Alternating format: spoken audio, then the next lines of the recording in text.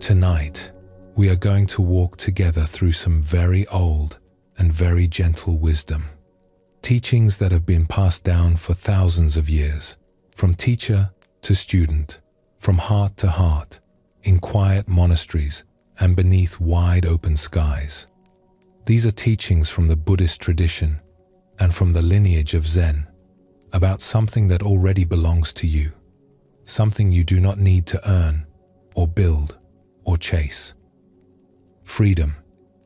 Before we begin, feel free to share what time it is and where you're listening from. The freedom we will explore tonight is not the kind of freedom that comes from getting everything right or from finally arriving somewhere you have been trying to reach, but a quieter kind. The freedom of simply being who you already are. The freedom of letting life be exactly as it is and discovering that this is enough. So as we walk through ancient teachings, you do not need to seek anything at all. You only need to rest and to listen and to let these gentle stories and teachings wash over you like warm water.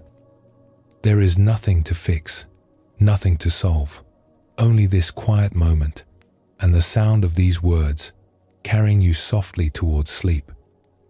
Relax, take a slow, deep breath, and let's begin our journey together.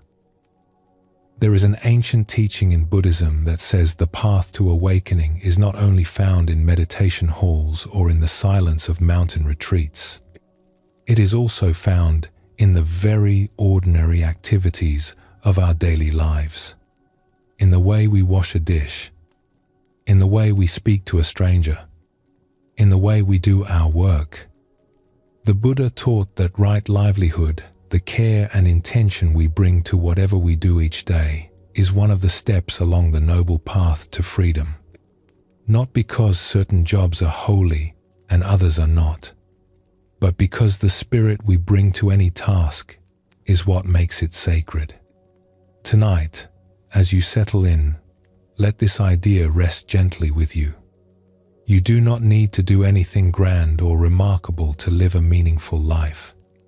You only need to bring your full heart to whatever is in front of you. And in doing so, something quiet and beautiful begins to happen. The work itself becomes a kind of prayer. In certain Zen monasteries, before the monks and nuns sit down to eat their simple meal, they pause and offer a chant of gratitude. But it is not only gratitude for the food. It is gratitude for every labor that brought the food into being. The labor of the rain that fell on the fields.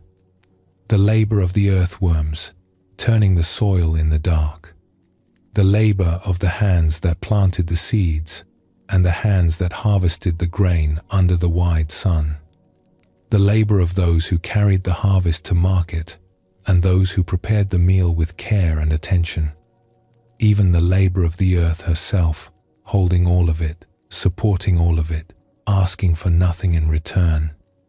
It is a beautiful practice, and it reminds us of something we so easily forget, that nothing in our lives arrives without the quiet work of countless others, that we are held, always, by a web of generosity so vast we can barely see its edges, and that our own work, whatever it may be, is part of that same web.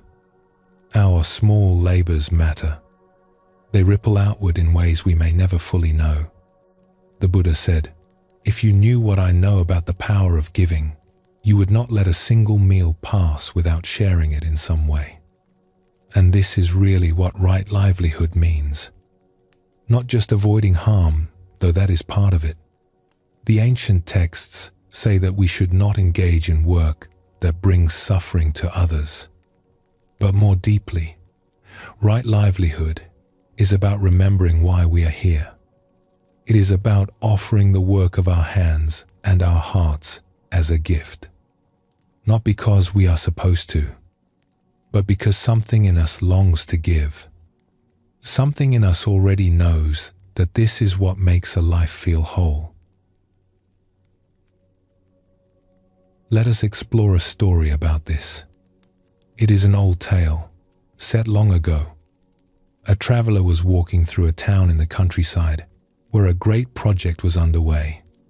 He came upon a wide yard filled with stone, where workers were cutting and shaping large blocks beneath the open sky. The sound of chisels rang through the air. Dust floated in the late afternoon light. The smell of cut stone and sweat hung over everything.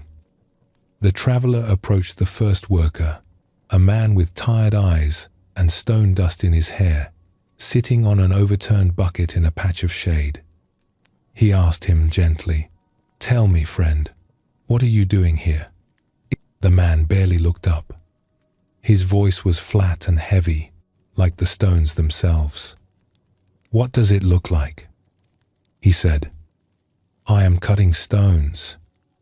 I break them into smaller pieces and shape them all day long. My back aches. My hands are sore. When the sun goes down, I stop. When the sun comes up, I start again. It is the same thing, day after day after day. That is what I am doing." The traveler could feel the weariness in the man's words, the way a life can feel like a weight when we cannot see the meaning in it. He thanked him quietly and walked on. He stepped over piles of rubble and rough-cut blocks, past wheelbarrows and tools leaning against half-built walls, until he reached a second worker further along the yard. This woman had a steadier rhythm to her work, a kind of quiet competence in the way she held her tools. She set down her chisel and wiped her brow when the traveler asked the same question. "What am I doing?" she said, and a small, warm smile crossed her face. "I am providing for my family. With the wages from this work, my children can attend school. We have built a good home together, with a warm hearth and enough food on the table. My daughter is learning to read, and my son wants to be a musician." She laughed softly.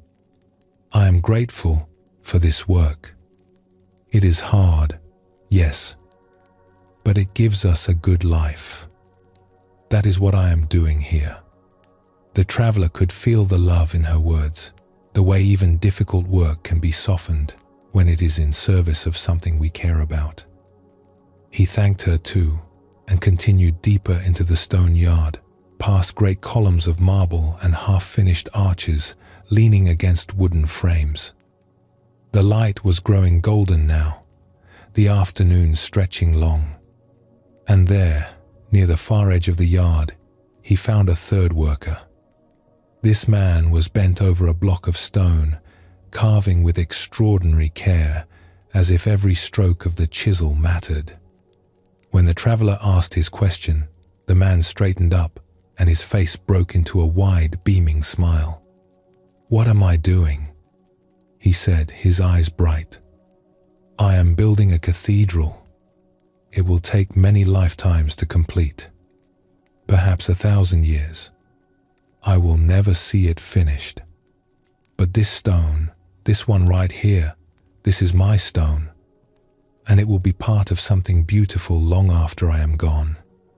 The traveler stood quietly for a moment, looking at the man's face, and understood something he had not understood before. All three workers were doing the same task.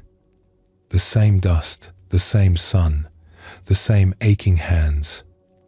But the spirit within each one was entirely different. And it was that spirit, not the stone, that determined whether the work was a burden, a livelihood, or a cathedral. This is what the ancient teachers point us toward again and again. It is not the work itself that frees us or traps us. It is the quality of heart we bring to it. A wise monk who was also a gifted writer once reflected on this truth. He had spent many years in a quiet monastery, and yet his books were read by people all over the world. He noticed something interesting about his own work. When he wrote from the deepest place in himself, when the writing came from something beyond his own ambition, from a place of genuine love for the world and the people in it.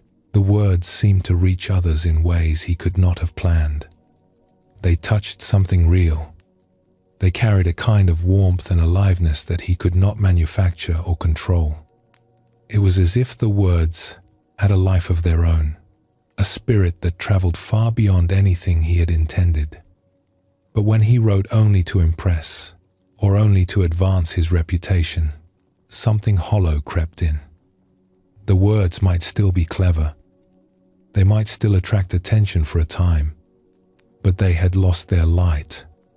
They were like lanterns without a flame inside. Beautiful containers perhaps, but cold and dark. He put it simply, when you offer your work from the deepest place in your heart, it reaches others and brings them joy. When you offer it only for yourself, you will read what you have made, and after a short while, you will feel empty. Because the spirit was missing. And it is always the spirit that people receive, even more than the words or the work itself. This is a beautiful teaching for all of us, not only for writers. For anyone who cooks a meal, or teaches a child, or builds something with their hands, or tends to someone in need. The question is never really about what you are doing. The question is always about who you are being while you do it. A great teacher of peace once said that if a person sweeps streets for a living, they should sweep the way the great painters painted, the way the great sculptors shaped marble, the way the great poets wrote their verses, the way the great composers made their music. Sweep so well, he said, that all the hosts of heaven and earth will pause and say, here lived a sweeper who did their work well. It is not the broom. It is not the street. It is the dignity and the beauty and the grace that you bring to it. And this kind of grace is available to everyone. It does not require wealth or status or a particular kind of job. It only requires that you remember what you already know in your heart, that your work, whatever it is, can be your cathedral. And yet, one of the quiet sorrows of being human is that sometimes we cannot give our gifts. Sometimes circumstances make it difficult. Sometimes we find ourselves in seasons of life where the doors seem closed, where the world feels narrow, where we cannot seem to find the place where we belong. And that is a genuinely painful thing, because we are each born with something beautiful in us that wants to be offered. Like a ship that was built to carry cargo across the sea, we feel it when we cannot make the crossing. Something in us aches when we cannot give. If you have ever felt this way, know that you are not alone, and that this feeling itself is a sign of something good in you. It is the proof that your heart is alive. It is your spirit asking to be used. And even in the most constrained circumstances, there are always quiet, humble, powerful ways to share what you carry. The Buddha understood this ache. He spent years searching for the truth, sitting beneath trees, wandering through forests, questioning everything. And when he finally found what he was looking for, that deep, still freedom at the center of all things, he did not keep it for himself. He rose from his seat beneath the Bodhi tree and walked the dusty roads for decades, sharing what he had discovered with anyone who would listen. Farmers, merchants, kings, and children alike. Because he knew that wisdom that is not given away is wisdom that has not yet been fully realized. To awaken is to give. To give is to awaken. They are two expressions of the same generous heart. And so, if you find yourself in a time when the work you long to do is not available to you, remember this. There are always ways to give. You can offer a kind word to someone who is struggling. You can sit quietly with a friend who needs company. You can teach something you know to someone who wants to learn. You can tend a garden, or care for an animal, or simply listen, truly listen, to another person's story.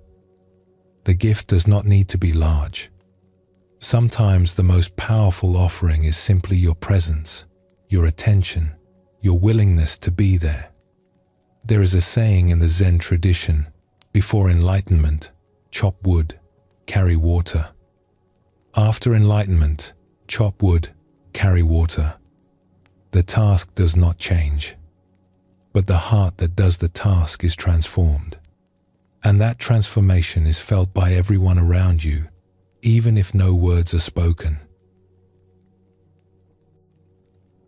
Let us explore one more story about this, because stories have a way of reaching places that teachings alone sometimes cannot. There was once a young man who had lived a very hard life. He had grown up in a rough part of a large city, surrounded by trouble and danger. By the time he was a teenager, he had already been in more trouble than most people see in a lifetime. He had been in and out of difficult situations many times, lost touch with his family, and had very little reason to believe that anyone in the world saw anything good in him. Eventually, he found his way to a small community center run by a kind and patient elder. This elder had spent many years working with young people from the toughest parts of the city. He had seen a great deal of suffering and failure and heartbreak. And he had also seen, again and again, the astonishing capacity of the human spirit to begin again. The young man came in one morning, sullen and guarded, his shoulders hunched, his eyes darting around the room as if expecting trouble.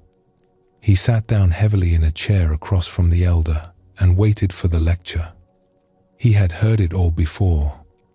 The disappointment, the list of failures, the tired advice. The elder poured 2 cups of tea and slid one across the table. He sat quietly for a moment, studying the young man's face. He could see the posturing, the hardness, the walls this young man had built around himself over many difficult years. But he was old enough and wise enough to recognize something beneath all of that. Something soft, something brave, something still very much alive. So instead of scolding him, instead of listing all the ways he had gone wrong, the elder tried something different. He leaned forward slightly, looked the young man in the eye, and spoke in a voice that was firm but extraordinarily gentle. "Do you know how much courage it takes to walk through that door?" he said.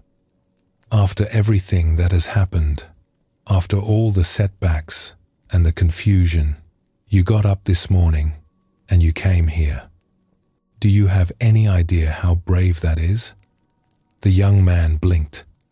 He had not expected this. "The courage you are showing right now," the elder continued, "in wanting to try again, in wanting to build something new, that is real courage. It is not the kind of courage that makes noise. It is the quiet kind, the kind that matters most. And I want you to know something." The elder paused. "You are extraordinary. I mean that with all my heart." The young man stared at him. His jaw loosened slightly. The hardness in his eyes softened, just a fraction, like ice beginning to thaw at the edge of a frozen lake. No one had ever spoken to him like that before.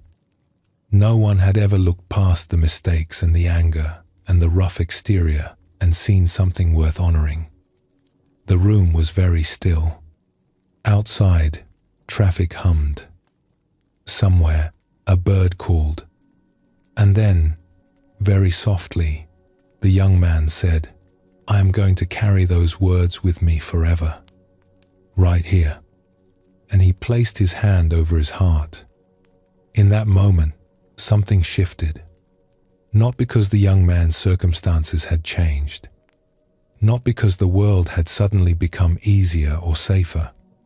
But because someone had seen him. Someone had recognized the goodness that was already there. buried beneath all the pain and confusion. And in being seen, he began to remember it himself. This is what the Buddhist tradition calls Buddha nature. It is the inherent goodness, the inherent freedom that lives in every being without exception. It cannot be destroyed by hardship or failure or confusion. It can only be forgotten, and it can always, always be remembered. So as you rest here tonight, let this teaching settle gently into your heart, like a leaf drifting down to the surface of a still pond. You do not need to become someone different in order to live a beautiful life. You do not need to find the perfect job, or achieve something remarkable, or be recognized by the world. You only need to remember what you already carry inside you. The same spirit that the cathedral builder felt as he shaped his stone. The same spirit that the young man glimpsed when someone finally saw him clearly. Your life, just as it is your cathedral. And the spirit you bring to it, the kindness, the care, the quiet willingness to offer what you have, that is your gift to the world. Perhaps tomorrow, as you go about your day, you might try a small experiment.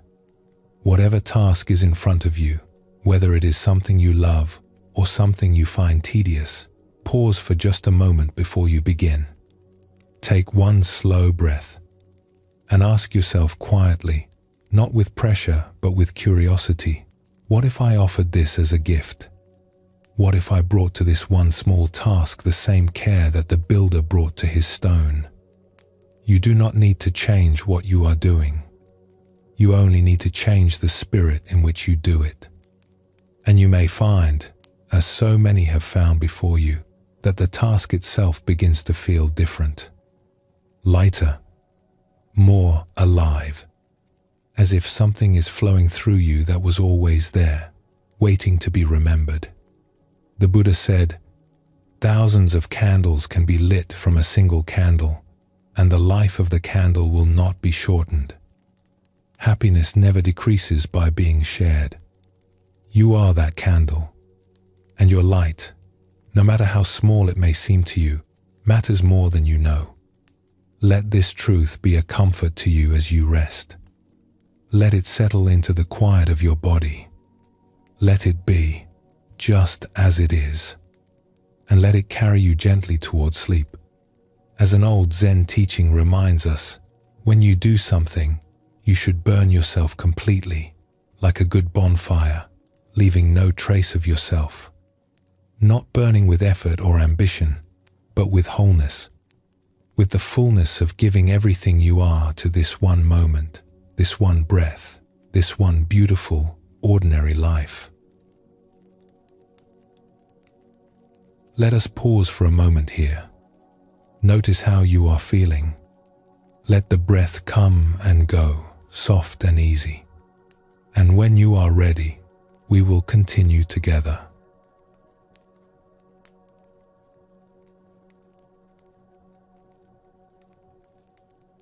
Have you ever watched a very young child exploring the world for the first time? The way they reach for a leaf blowing across the grass, utterly fascinated. The way they laugh at nothing at all, just because being alive feels good. The way they look at a stranger's face with total openness, without suspicion or calculation, as if every person they meet might be wonderful.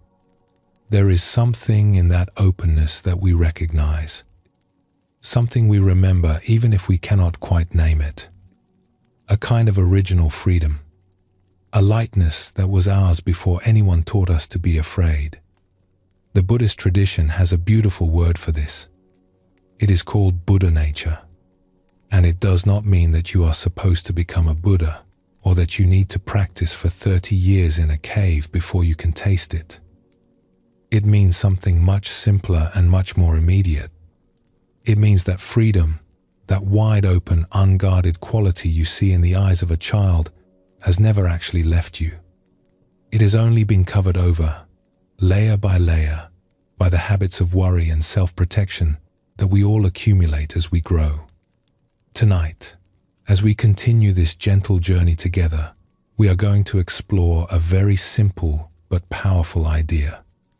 You are already free. You do not need to earn it. You do not need to build it. You only need to remember it. There is a lovely image that a wise teacher once offered.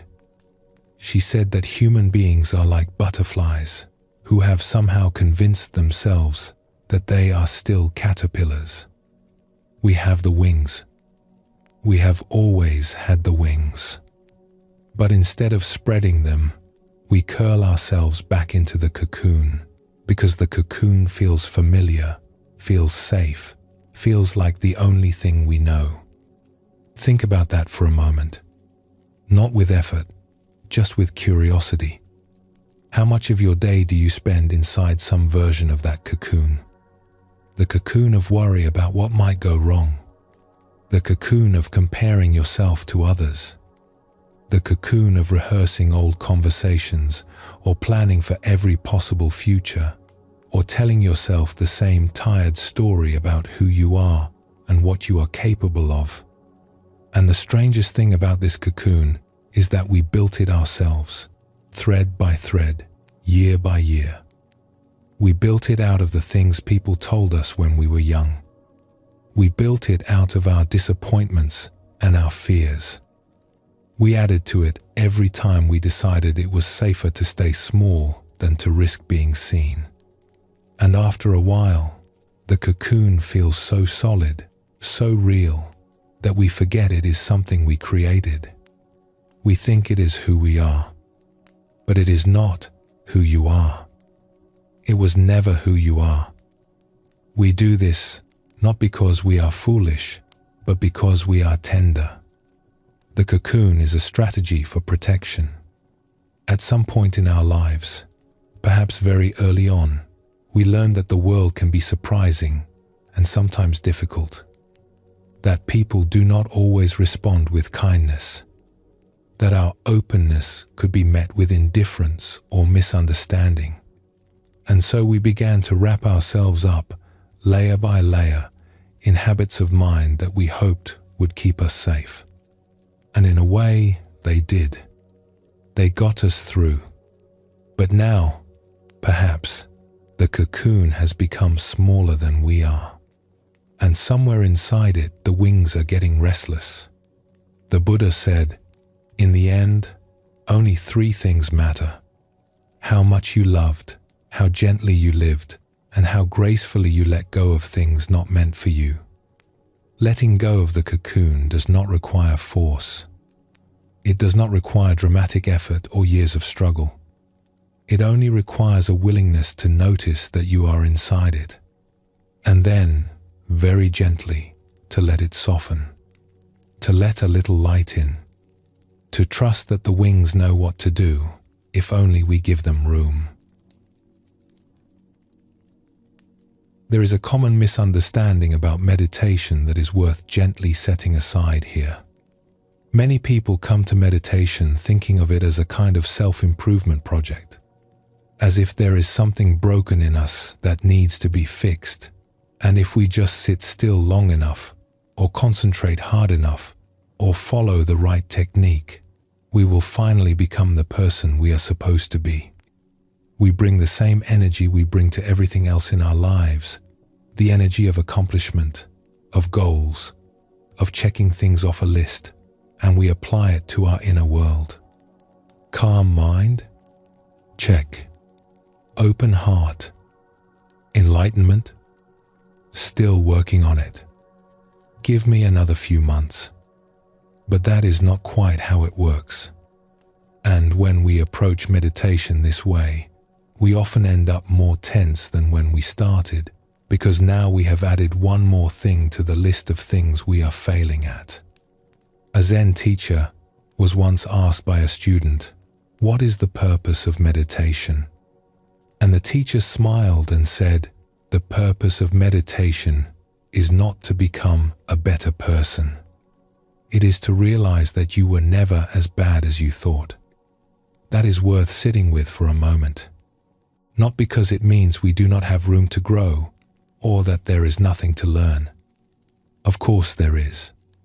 We are always learning, always unfolding, always becoming. But the deepest purpose of getting quiet and turning inward is not repair. It is recognition.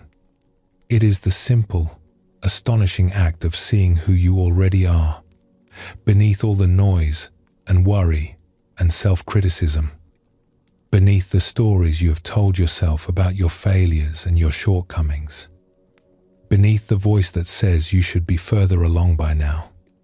Let us explore a small story about this. There was once a traveler who spent many years searching for a rare and precious jewel.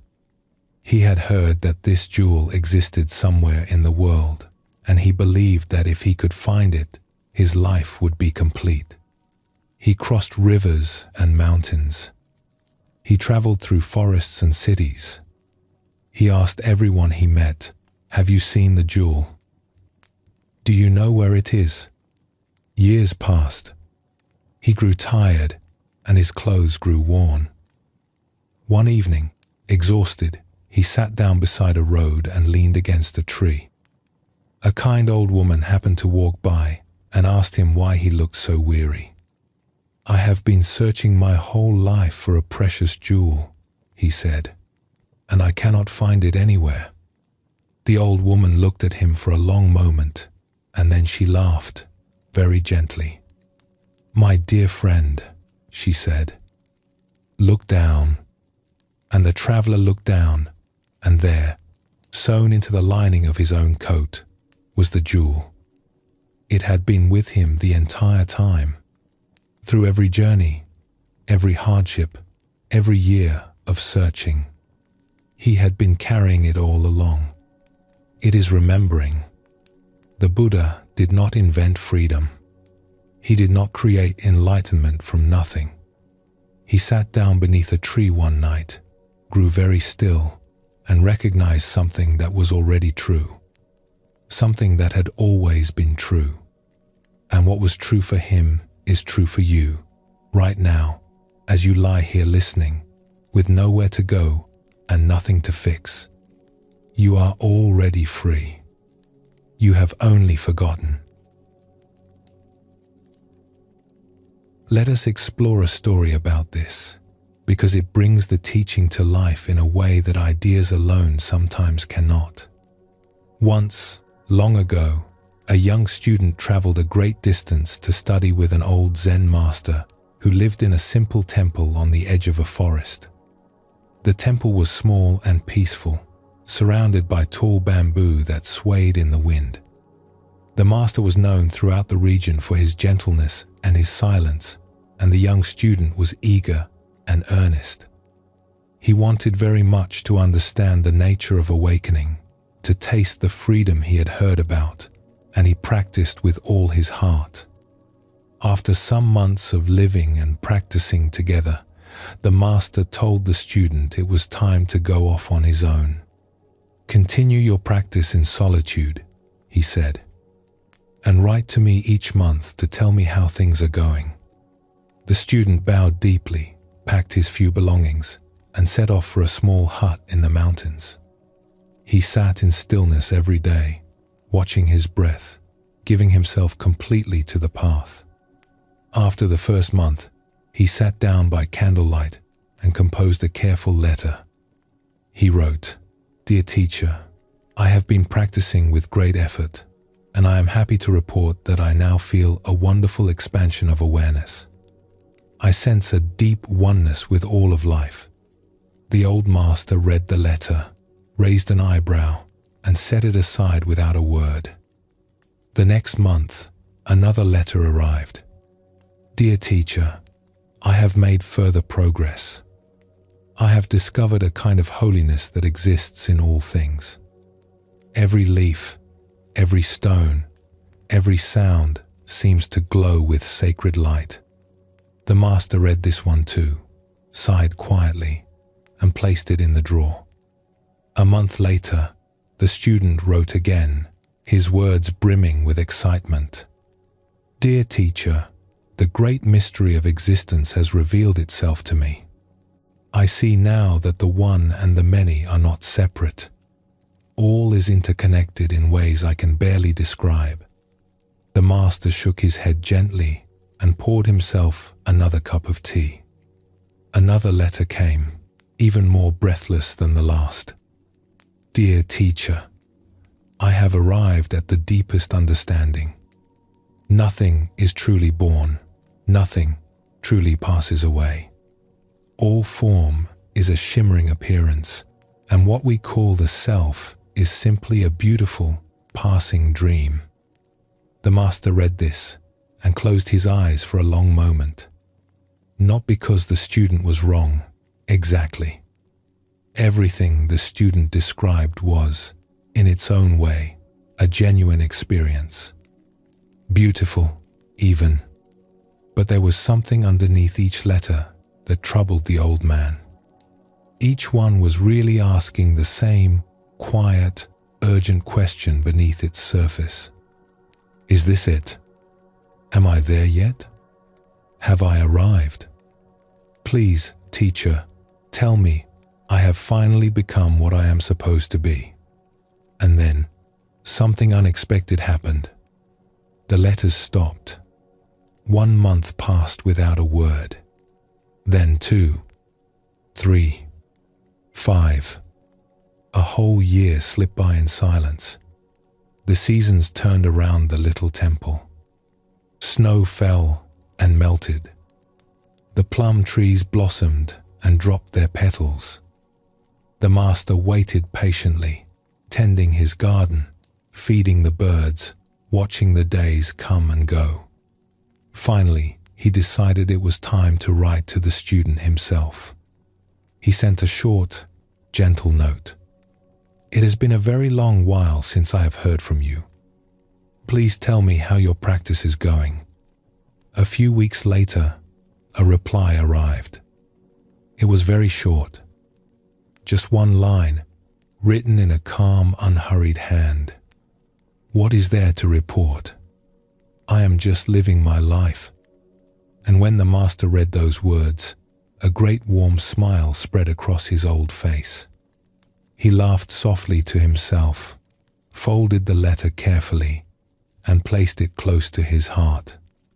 "At last," he whispered, "he understands."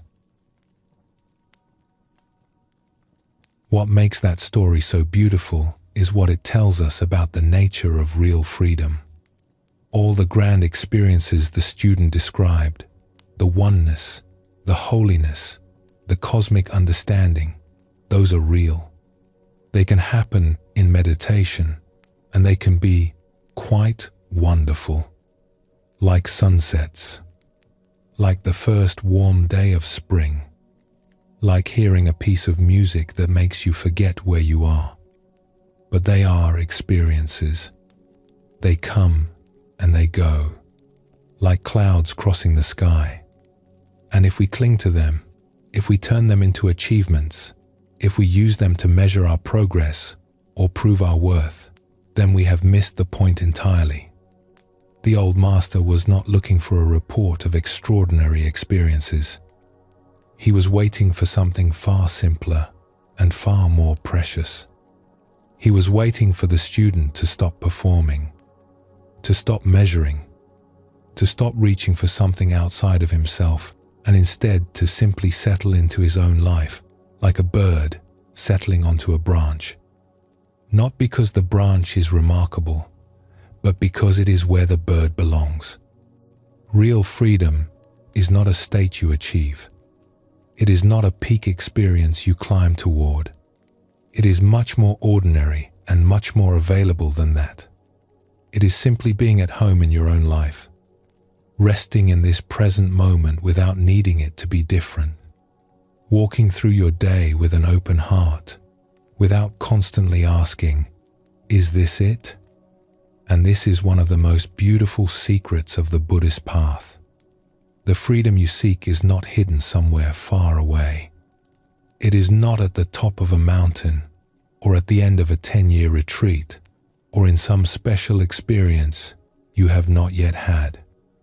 It is here, in this very moment, in the sound of your own breathing, in the warmth of the blanket against your skin, in the quiet fact that you are alive, right now, and listening.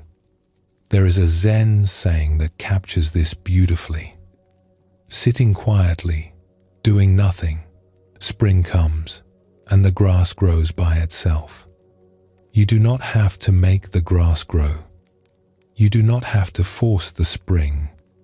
You only have to be here, be present, and trust that life knows how to unfold.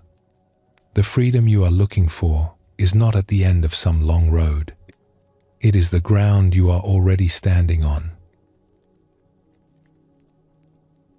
Perhaps this is why so many of the greatest spiritual teachers in history have seemed, to the people around them, remarkably ordinary. Not dramatic, not floating above the ground, not surrounded by light and miracles, just fully, quietly, joyfully present, chopping vegetables, sweeping the floor, pouring tea with complete attention, as if pouring tea were the most important thing in the world. Because in that moment, it was. An old Zen master was once asked by a visitor, "What did you do before enlightenment?" He said, "I chopped wood and carried water." The visitor leaned forward eagerly. "And what do you do now, after enlightenment?" The master smiled gently. "I chop wood and carry water." The visitor looked confused. Then what changed? The master was quiet for a moment, and then he said, "Before, I chopped wood and wished I was somewhere else. I carried water and thought about what would come next. Now, when I chop wood, I chop wood. When I carry water, I carry water. And that is all. The task is the same, but the person doing it is at ease. The weight has been set down.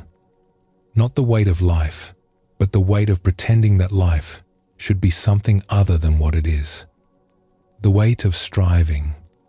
The weight of endlessly comparing this moment to some imaginary better moment that has not yet arrived. This is the invitation of these teachings, and it is the thread that runs gently through everything we are exploring tonight. Let life be. Let it be what it is. And notice that when you stop struggling against the river, something quietly miraculous happens. You begin to float. You discover that the water was always holding you up. So as you lie here now, breathing gently, there is nothing to figure out, nothing to solve.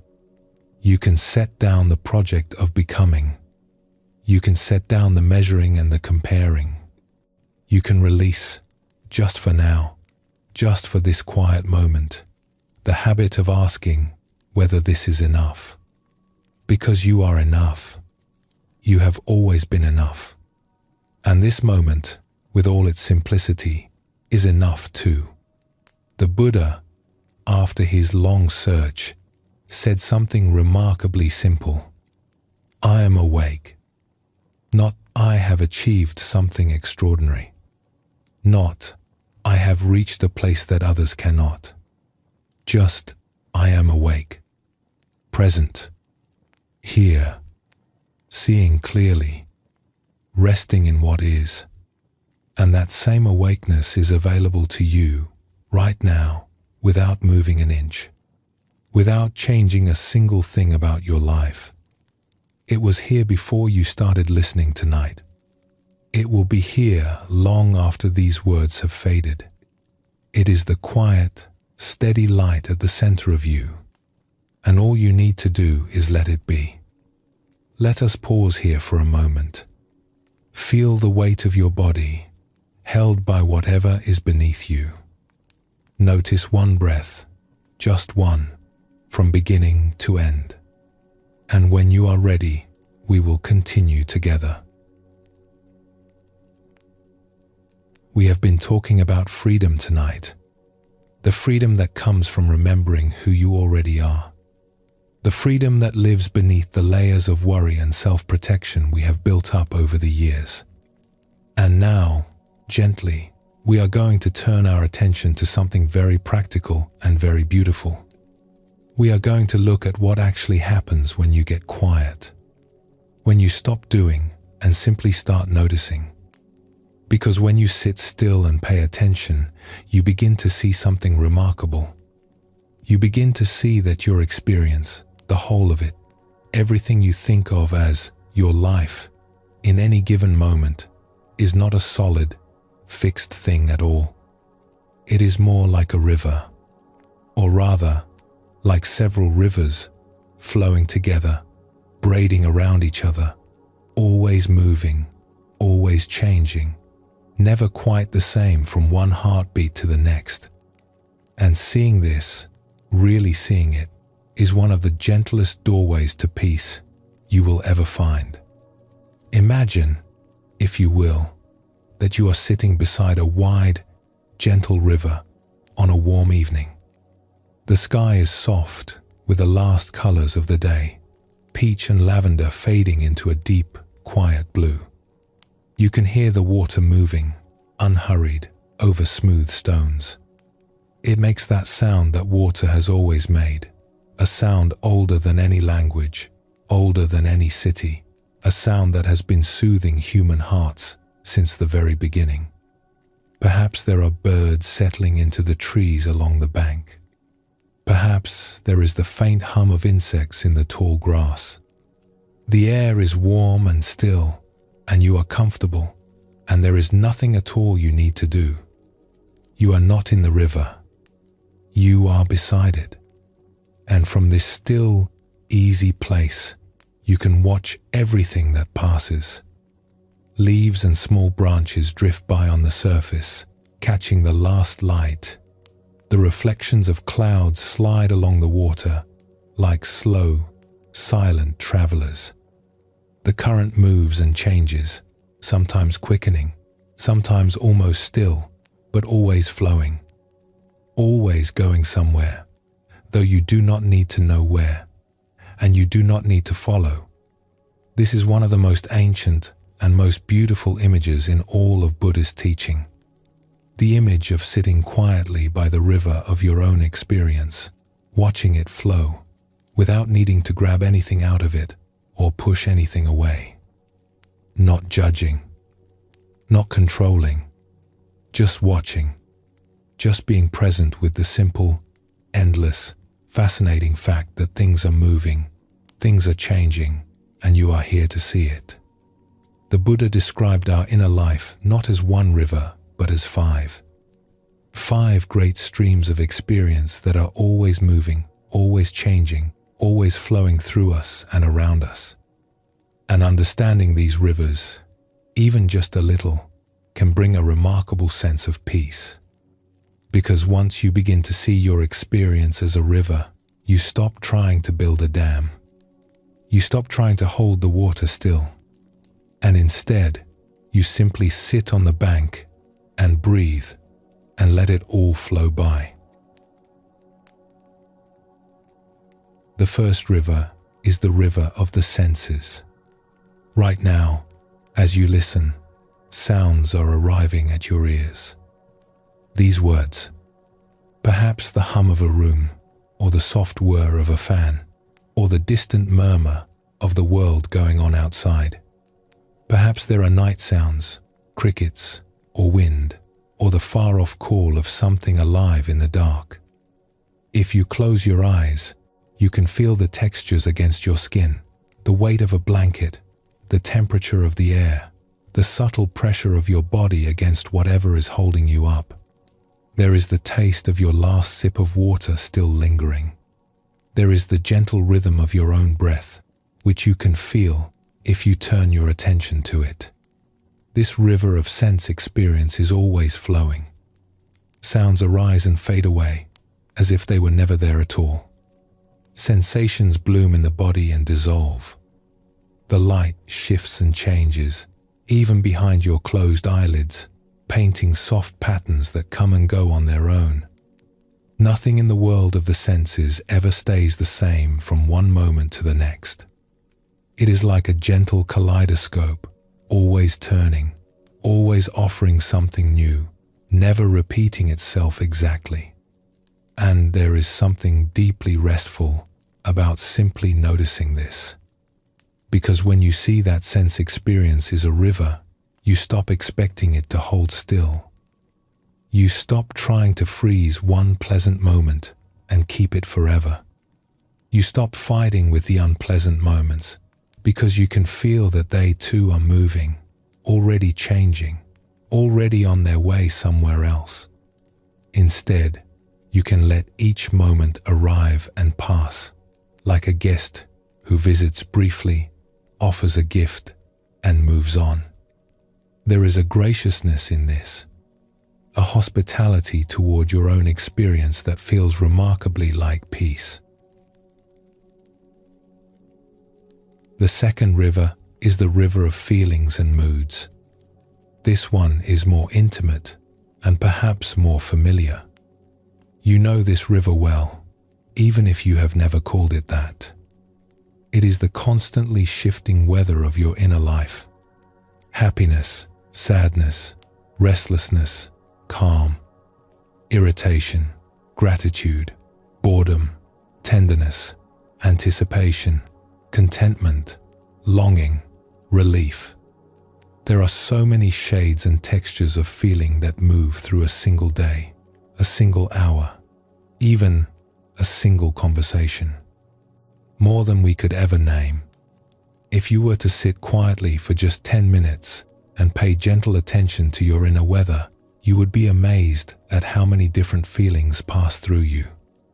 They arrive uninvited, like weather. Sometimes a bright, warm front of contentment drifts in for no apparent reason, and you feel at ease with everything, and the world seems kind. Sometimes a small cloud of worry appears at the edge of your mind, and you are not even sure what it is about. It is just there, a subtle tightening, a whisper of unease. Sometimes you feel a sudden, unexpected tenderness towards someone you love, a wave of warmth that seems to come from nowhere. And just as quickly, it gives way to a vague restlessness, and then to something else entirely, something you cannot even name. The ancient teachers noticed something important about this river. We do not choose our feelings. They arise on their own, from causes and conditions that are often invisible to us. A memory surfaces and brings a wave of warmth. A sound triggers a flutter of unease. The body is tired and a fog of heaviness rolls in. We did not decide any of this. It simply happened. Let us explore a small story about this. There was once a student who went to her teacher in great distress. "I have been meditating for many months," she said, "and yet I still feel sadness sometimes. I still feel restless. I still feel afraid. What am I doing wrong?" The teacher listened patiently and then gestured toward the window. "Do you see the sky out there?" she asked. "Yes," said the student. "Is it a good sky when the sun is shining?" "Of course." "And is it a bad sky when the clouds come?" The student paused. "No," she said slowly. "It is the same sky." "Exactly," said the teacher. "The sky does not struggle with its weather. It does not try to push away the clouds or hold on to the sunshine. It simply allows everything to pass through. Your awareness is that sky, and your feelings, all of them, are simply weather. And this is wonderfully freeing to understand. Because if feelings are weather, then you do not need to fix them, fight them, or be afraid of them. You only need to let them move through you, the way clouds move across that open, patient sky. The third river is the river of perceptions. This one is more subtle but equally fascinating once you begin to notice it. Perception is the way we organize and recognize the world around us. It is the part of the mind that says, "That is a tree. That is a face. That is music. That is the smell of rain." Without even trying, without any effort at all, the mind is constantly sorting the raw flow of experience into things we recognize, things we can name, things we think we understand. We take this for granted, but it is quite remarkable when you look closely. Every moment, your mind is performing this extraordinary act of recognition and interpretation. It hears a sound and says, "bird." It feels a texture and says, "blanket." It sees a pattern of light and shadow and says, "room." It does this so quickly, so automatically, that we never stop to wonder at it. And the interesting thing about perception is that it is always slightly different from one moment to the next. You look at a familiar room, and today something catches your eye that you have never noticed before. A crack in the ceiling, the way the evening light falls on a shelf, the particular color of a wall you have walked past 1,000 times. You listen to a piece of music you know well, and suddenly you hear a note, a phrase, a quality in the singer's voice that seems entirely new, as if it had been hiding there all along, waiting for you to hear it. This is because perception is not a photograph. It is a living thing. It shifts with our mood, our attention, our state of mind. The same cup of tea can taste ordinary on a busy morning and deeply comforting on a quiet evening. The same face can look different depending on whether we are rushed or still. A great Zen teacher was once asked to describe the purpose of meditation in just a few words. He thought for a moment and said, "Beginner's mind." That is all. Beginner's mind. The willingness to see things fresh, as if for the first time, every time. To let go of what we think we know about a person, a place, a situation, and to see it as it actually is, right now, in this particular moment. Because it is never quite the same as it was before. The river of perception flows on, and each glance is genuinely new, if only we have the eyes to see it. The fourth river is perhaps the most familiar of all. It is the river of thoughts. If you have ever tried to sit quietly and watch your mind, you know exactly what this river is like. It is more like a waterfall than a gentle stream. Thoughts pour through continuously. Plans, memories, opinions, worries, fantasies, little arguments with people who are not even in the room, mental lists you forgot to write down, fragments of songs that got stuck somewhere in your head 3 days ago, random images, and little stories we tell ourselves about ourselves. It is busy in there. It truly is. The mind is a remarkably active place, even when the body is perfectly still. Especially when the body is perfectly still, if we are being honest about it. And one of the kindest discoveries you can make in meditation is that this is perfectly normal. Everyone's mind does this. The most seasoned meditator in the most remote mountain temple still has a mind that chatters and wanders and produces thoughts without being asked. It is not a sign that something is wrong with you. It is not a sign that you are bad at being still or that your mind is broken. It is simply what minds do. They think. They produce thoughts the way a spring produces water, the way a bird produces song. You cannot stop it, and you do not need to. There is actually something quite humorous about this, if you look at it with a gentle eye. Here you are, trying to be peaceful and serene, and meanwhile your mind is composing shopping lists, replaying a conversation from last Tuesday, and wondering what that odd noise was, all at the same time. If the people near you could hear your thoughts, they would be quite amazed at the range and speed and sheer creative energy of what goes on in there. The invitation is not to stop the river of thought, but to step back from it a little. To notice the thoughts flowing by without climbing into each one and being carried away. To watch a thought appear, the way you might watch a leaf land on the surface of a stream, and then to let it drift on past without following it downstream. This takes no effort. It only takes a gentle willingness to observe. And when you do, something lovely happens. You begin to realize that you are not your thoughts. Your thoughts are visitors. Some are welcome, some are strange, some are quite uninvited. But you are the space in which they come and go. And that space, your awareness, is always calm, always present, always quietly watching. The fifth river is the most mysterious and in some ways the most beautiful. It is the river of awareness itself.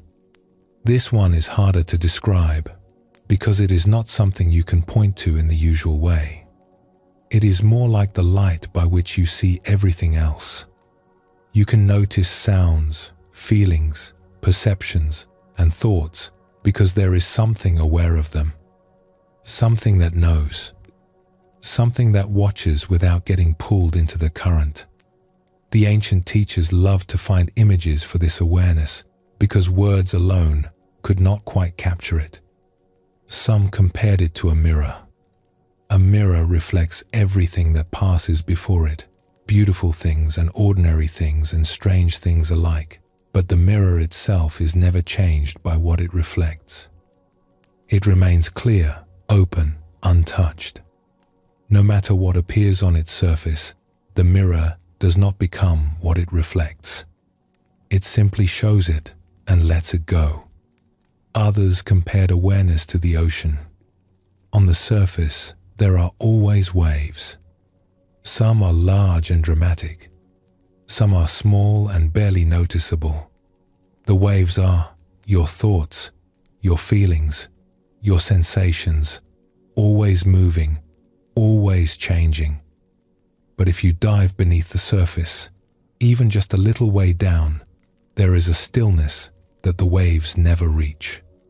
The deep ocean is always calm, always quiet, regardless of what is happening above. And your awareness, the teachers said, is that deep ocean. It is the part of you that has always been calm, even in the busiest, most turbulent moments of your life.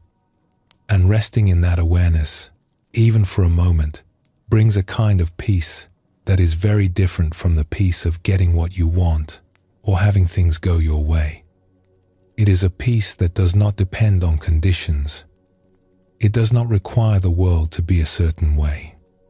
It does not require you to feel a certain way. It is already here, always, beneath the movement of the 5 rivers, like the deep water beneath the waves. This is what the Buddha was pointing to when he said, simply, be a light unto yourself. You do not need to borrow anyone else's light. You do not need to look outside yourself for the peace you are seeking. The awareness that is listening to these words right now, the gentle, spacious knowing that is present behind your closed eyes, that is the light. It has always been the light, and it asks nothing of you except that you rest in it. There is a beautiful way of bringing all of this together. Imagine yourself as someone who has just taken a seat in a vast, comfortable theater. The theater is warm and quiet. The seat is deep and soft. You are settled in, completely at ease, with nothing to do and nowhere to be. And on the great screen in front of you, the most extraordinary film is playing. It is the film of your life. There are scenes of beauty and scenes of struggle. There are comedies and quiet dramas. There are long, gentle stretches where very little seems to happen, and sudden moments of surprise that take your breath away. The 5 rivers, senses, feelings, perceptions, thoughts, awareness, are all flowing across that screen, weaving together into the rich and ever-changing tapestry of your experience. And for much of our lives, we are so absorbed in the film that we forget we are in the theater. We get swept up in the plot. We lean forward during the exciting parts. We feel our hearts quicken. We laugh. We worry. We grip the armrests during the tense moments. We fall so completely into the story that we forget entirely that we are the one watching.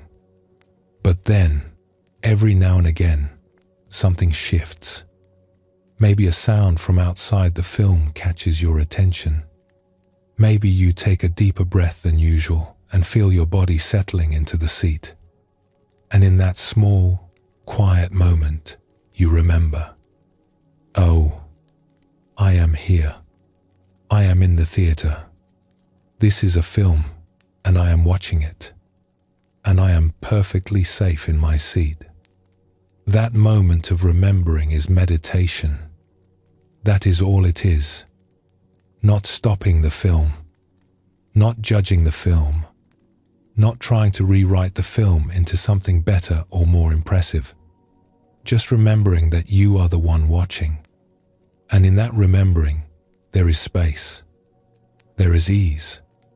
There is the gentle recognition that no matter what is playing on the screen, no matter how dramatic or confusing or beautiful the scene may be, you, the watcher, are at peace. You have always been at peace.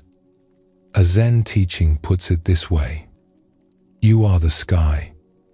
Everything else is just the weather. So tonight, there is nothing you need to do with any of this.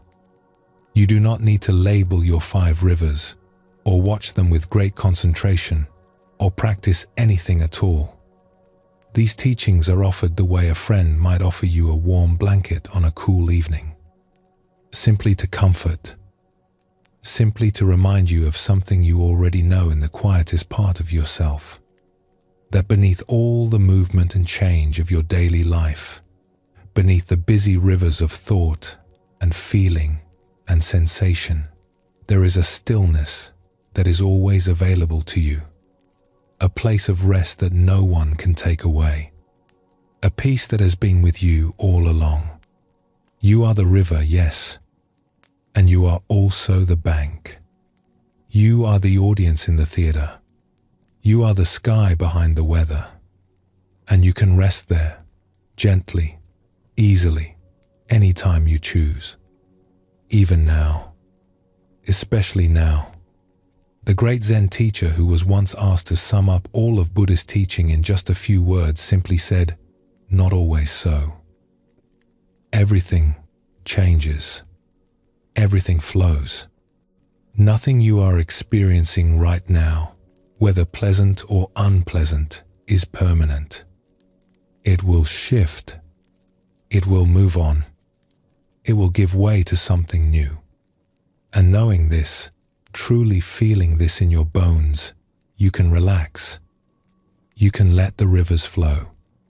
You can lean back in your comfortable seat and watch the beautiful, strange, unrepeatable film of this one precious life. And you can let it be, just as it is, flowing, changing, arriving and departing, like guests at a great feast, like clouds across the face of the moon, like the soft sound of water over stones on a warm evening. Let us pause for a moment here. Feel yourself breathing. Feel yourself held. And when you are ready, we will continue together.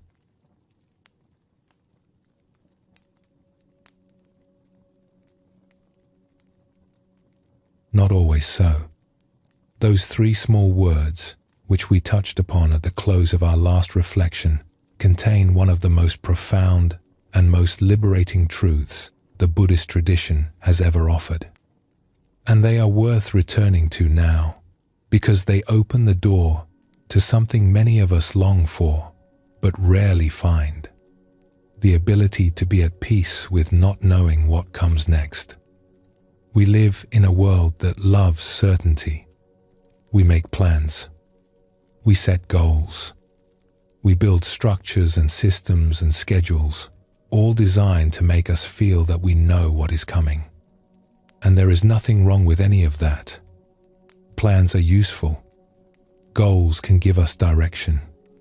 But somewhere deep inside, we all know the truth. Life does not follow our plans. It never has. And the tighter we hold on to the way we think things should go, the more we suffer when they go some other way. An old teacher in the forests of Southeast Asia had a favorite phrase that he used to answer almost any question his students brought to him. He was a gentle man with bright, amused eyes, and he lived simply in a monastery surrounded by tall trees. Students would walk the long dirt road to his door with all manner of questions. Questions about the nature of the mind. Questions about their relationships. Questions about what would happen next in their lives. And no matter what they asked, he would smile, tilt his head slightly, and say two gentle words that, in his language, meant something like, "Uncertain, is it not?" The students found this both maddening and strangely comforting. One student came to him in a state of great anxiety. "Teacher," he said, "I have been offered a new position in a distant city. I do not know whether to accept it. What if I make the wrong choice? What if everything falls apart?" The old teacher listened carefully, nodded, and said, "Uncertain, is it not?" "Yes, but teacher, I need to know. Will it be a good decision?" "Uncertain, is it not?" The teacher smiled. Another student, sitting nearby, asked about her meditation practice. "Teacher, I have been sitting every day for a year, and I am still restless. Will I ever find peace?" The teacher looked at her with warm eyes. "Uncertain, is it not?" Even when someone asked about the weather or about what was for dinner, there was a chance the old teacher would offer that same gentle phrase and then laugh, because he found the whole thing genuinely delightful. Not because their questions were silly, but because the truth was so simple and so easy to forget. And after a while, if they were patient, something in the students began to soften, because the teacher was not being evasive. He was offering them the deepest kind of honesty. He was saying, "Yes, it is uncertain. All of it. And that is not a problem to be solved. It is a truth to be met.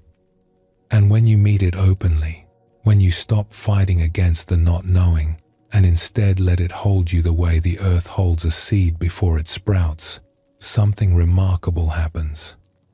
You discover that uncertainty is not the enemy of peace. It is, in its own quiet way, the doorway to peace." Think for a moment about the seasons. Right now, wherever you are, the season is what it is. Perhaps it is warm. Perhaps it is cool.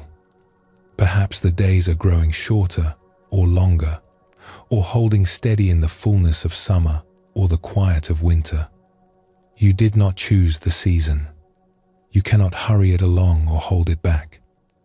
It arrived on its own, in its own time, as seasons always do.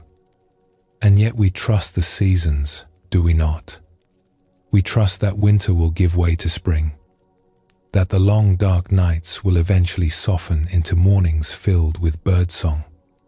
We do not panic when the leaves begin to fall, because we know, in our bones, that this is part of a rhythm much larger than ourselves. The earth breathes in and the earth breathes out. The tides rise and recede. The moon fills and empties and fills again.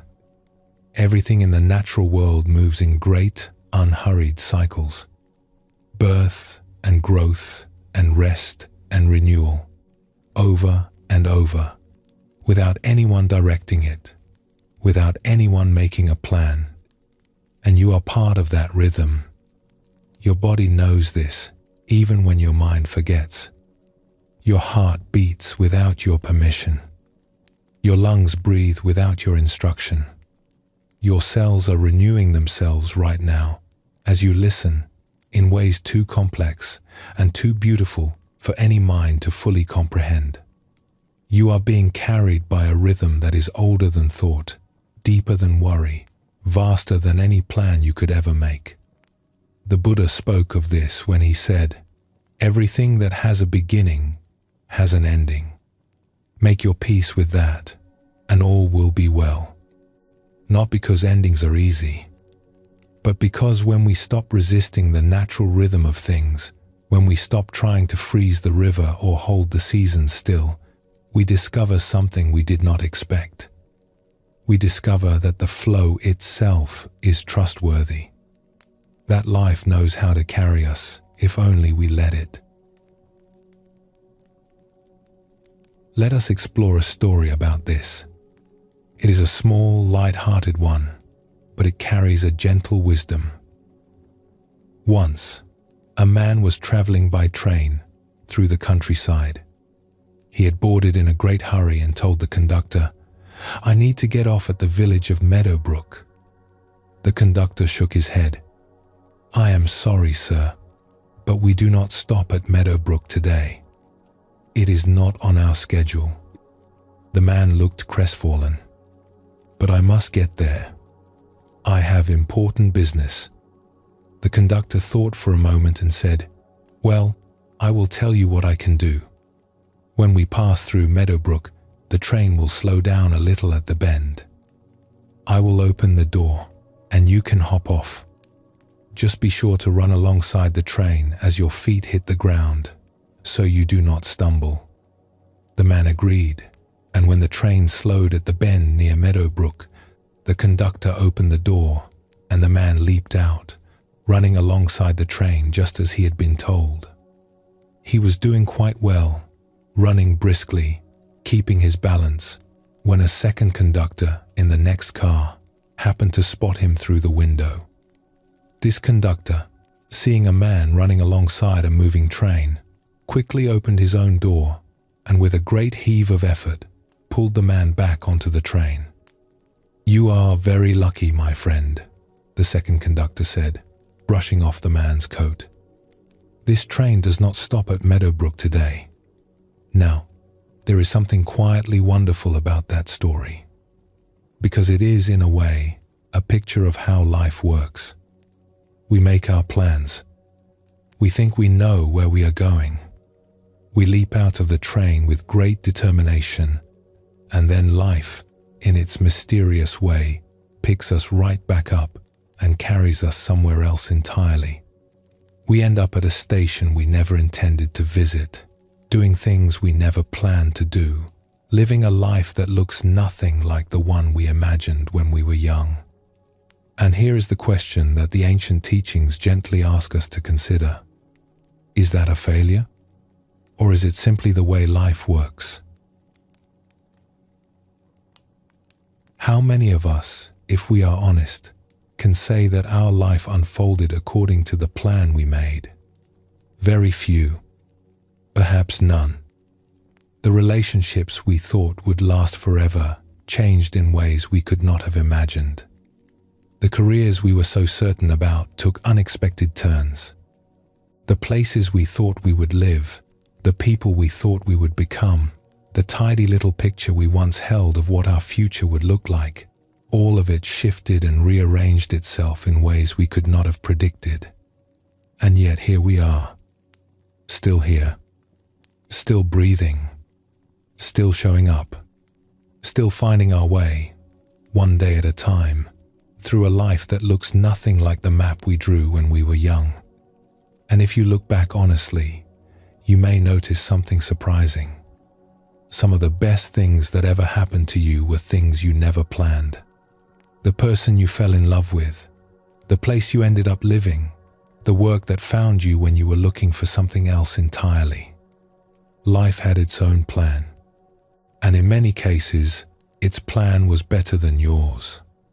For most of us, there is still a quiet grief in the gap between what we expected and what actually happened. A sense that something went wrong, that we missed a turn somewhere, or made a mistake, or were not quite good enough to make our plan succeed. Our culture encourages this feeling. It tells us that if we work hard enough, plan carefully enough, try with enough determination, we should be able to control the outcome. And when the outcome surprises us anyway, as it always does, we blame ourselves. We think we failed, when in truth, we simply lived. But the old teacher in the forest would simply smile. Uncertain, is it not? Not as a dismissal, not as a way of saying your feelings do not matter, but as an invitation to look at things differently, to consider the possibility that life is not a problem to be solved but a mystery to be lived, and that the surprises, even the difficult ones, are part of something larger and wiser than our plans could ever hold. There is a very old saying that captures this truth with great tenderness. Sometimes I go about feeling sorry for myself, and all the while I am being carried by great winds across the sky. What a beautiful thing to consider. That even in the moments when we feel most lost, most uncertain, most adrift, something is carrying us. The great rhythm of life itself, the same force that turns the seasons and moves the tides and grows the grass from the dark soil, is holding us, moving us, carrying us forward in ways we cannot see. And all that is asked of us is to trust it. Not blindly, not with forced cheerfulness or false certainty, but with the quiet, humble trust of someone who has noticed again and again that the river always finds its way to the sea. A wise woman once wrote something that has stayed with many people who have read it. She said that security is mostly something we imagine. It does not truly exist in the natural world, and even the youngest among us know this somewhere inside. Children, she observed, do not live in security. They live in wonder. They live in immediacy. They live right here, right now, in the full brightness of the present moment, and they do not ask whether the next moment will be safe. They simply meet it when it comes. She suggested that trying to avoid all risk is no safer, in the long run, than stepping forward into the unknown. And that life, when we are brave enough to embrace it fully, is either a great adventure or it is nothing much at all. There is a freedom in those words that you can almost feel in your body if you let them sink in. Not the reckless freedom of someone who does not care what happens, but the spacious, graceful freedom of someone who has made peace with the fact that they do not control everything, who has looked honestly at the nature of this life and said, yes, it is uncertain. Yes, it is always moving. And I am going to love it anyway. I am going to show up for it anyway. I am going to meet each new day with as much openness as I can, because that is what it means to be truly alive. This is what the Buddhist teachings mean by letting go. Not giving up, not becoming passive or careless or indifferent, but releasing that tight grip on the way things are supposed to be and allowing them to be the way they actually are. Letting the seasons turn, letting the river flow, letting the train carry you even when you do not know the station where it will stop. And here is what is surprising about letting go. It does not feel like loss. It feels like relief, like setting down a heavy bag you have been carrying so long you forgot it was there, like taking off shoes that are too tight and feeling the cool grass under your feet, like exhaling after holding your breath. The Buddha said, "You can search throughout the entire universe for someone who is more deserving of your love and affection than you are yourself, and that person is not to be found anywhere. You yourself, as much as anyone in the entire universe, deserve your love and affection. And part of loving yourself is being gentle with yourself when things do not go as planned. Offering yourself the same kindness you would offer a dear friend who came to you confused and uncertain. Sitting with them quietly, not trying to fix anything, not offering clever solutions, just being there. And saying, softly, 'I do not know what comes next. And that is all right. I am here. I am breathing. And that is enough for now.' So tonight, if there is something in your life that feels uncertain, something you cannot quite see the shape of yet, something that worries you or keeps you awake, you might try holding it a little differently. Instead of gripping it, fighting it, trying to force it into a form you recognize, see if you can simply let it be. Like a season that has not yet revealed itself.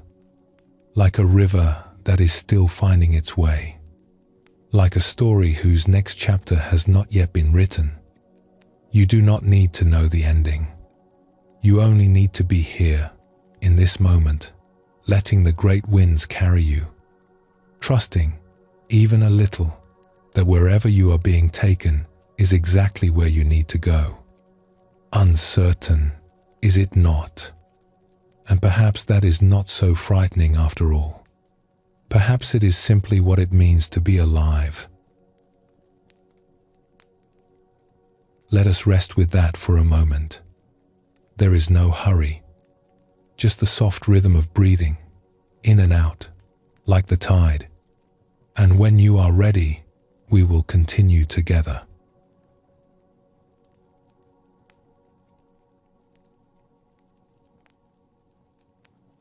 So far tonight, we have been exploring the nature of freedom. The freedom that comes from remembering who you are. The freedom that comes from watching the rivers of experience flow by without clinging to them.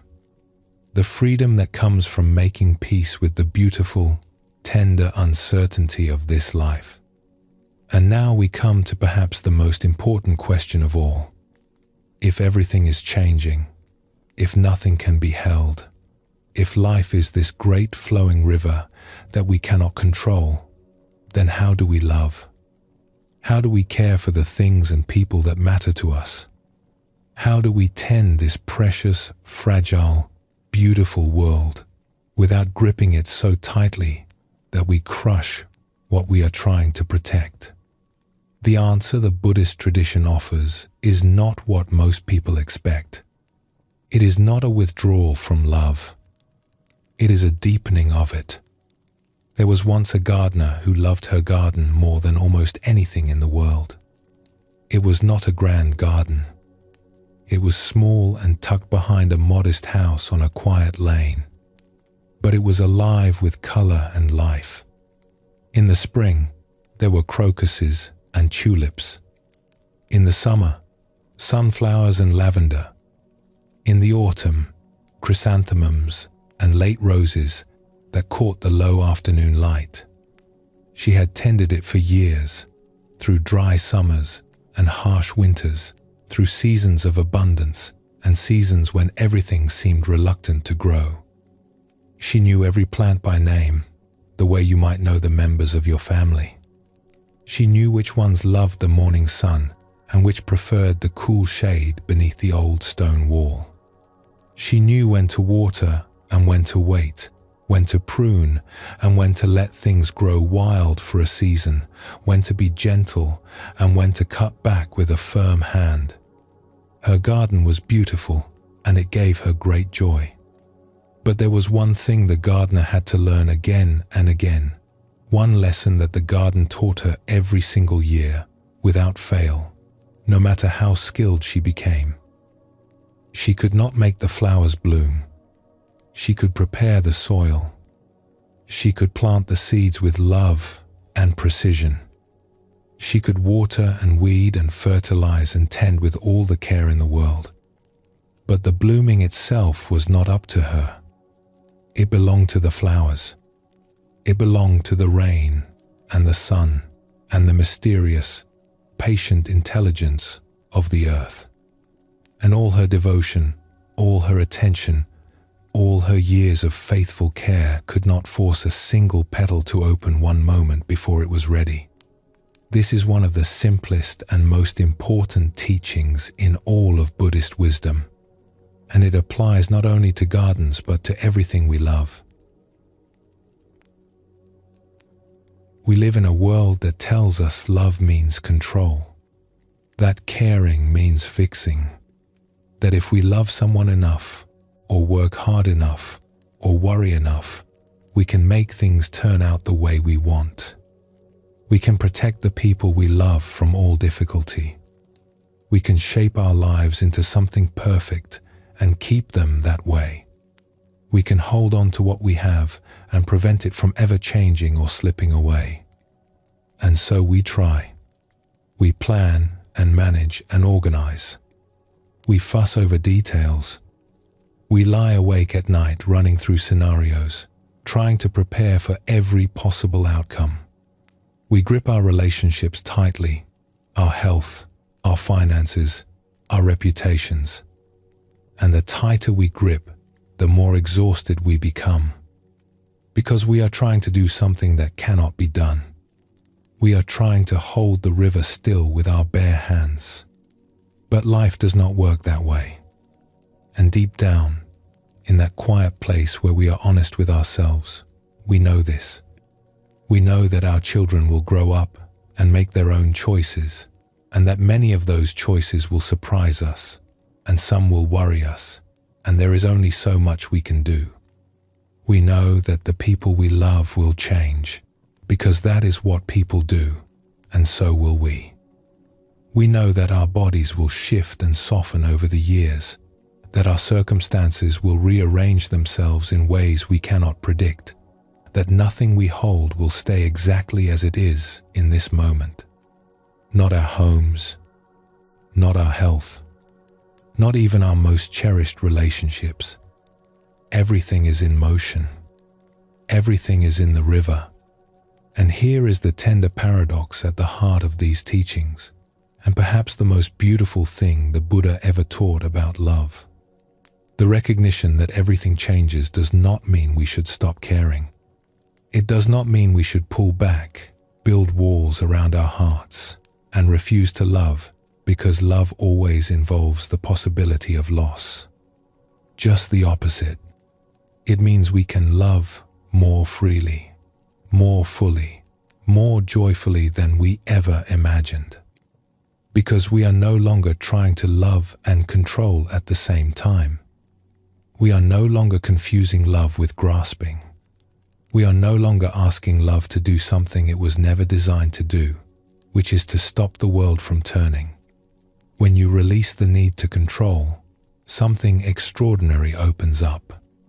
Love becomes lighter, more generous, more alive.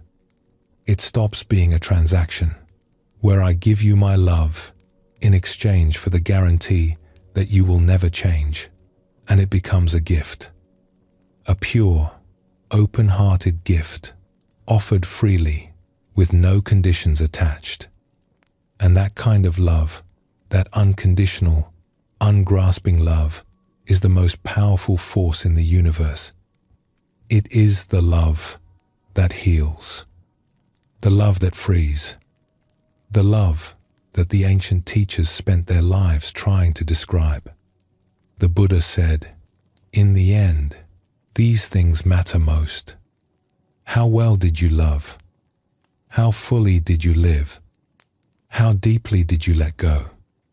And those 3 questions are really one question, asked from 3 different angles. Because loving well and living fully and letting go are not separate activities. They are one single, graceful movement of the heart. There is an ancient text from the tradition of the Tao, the Way, that puts this beautifully.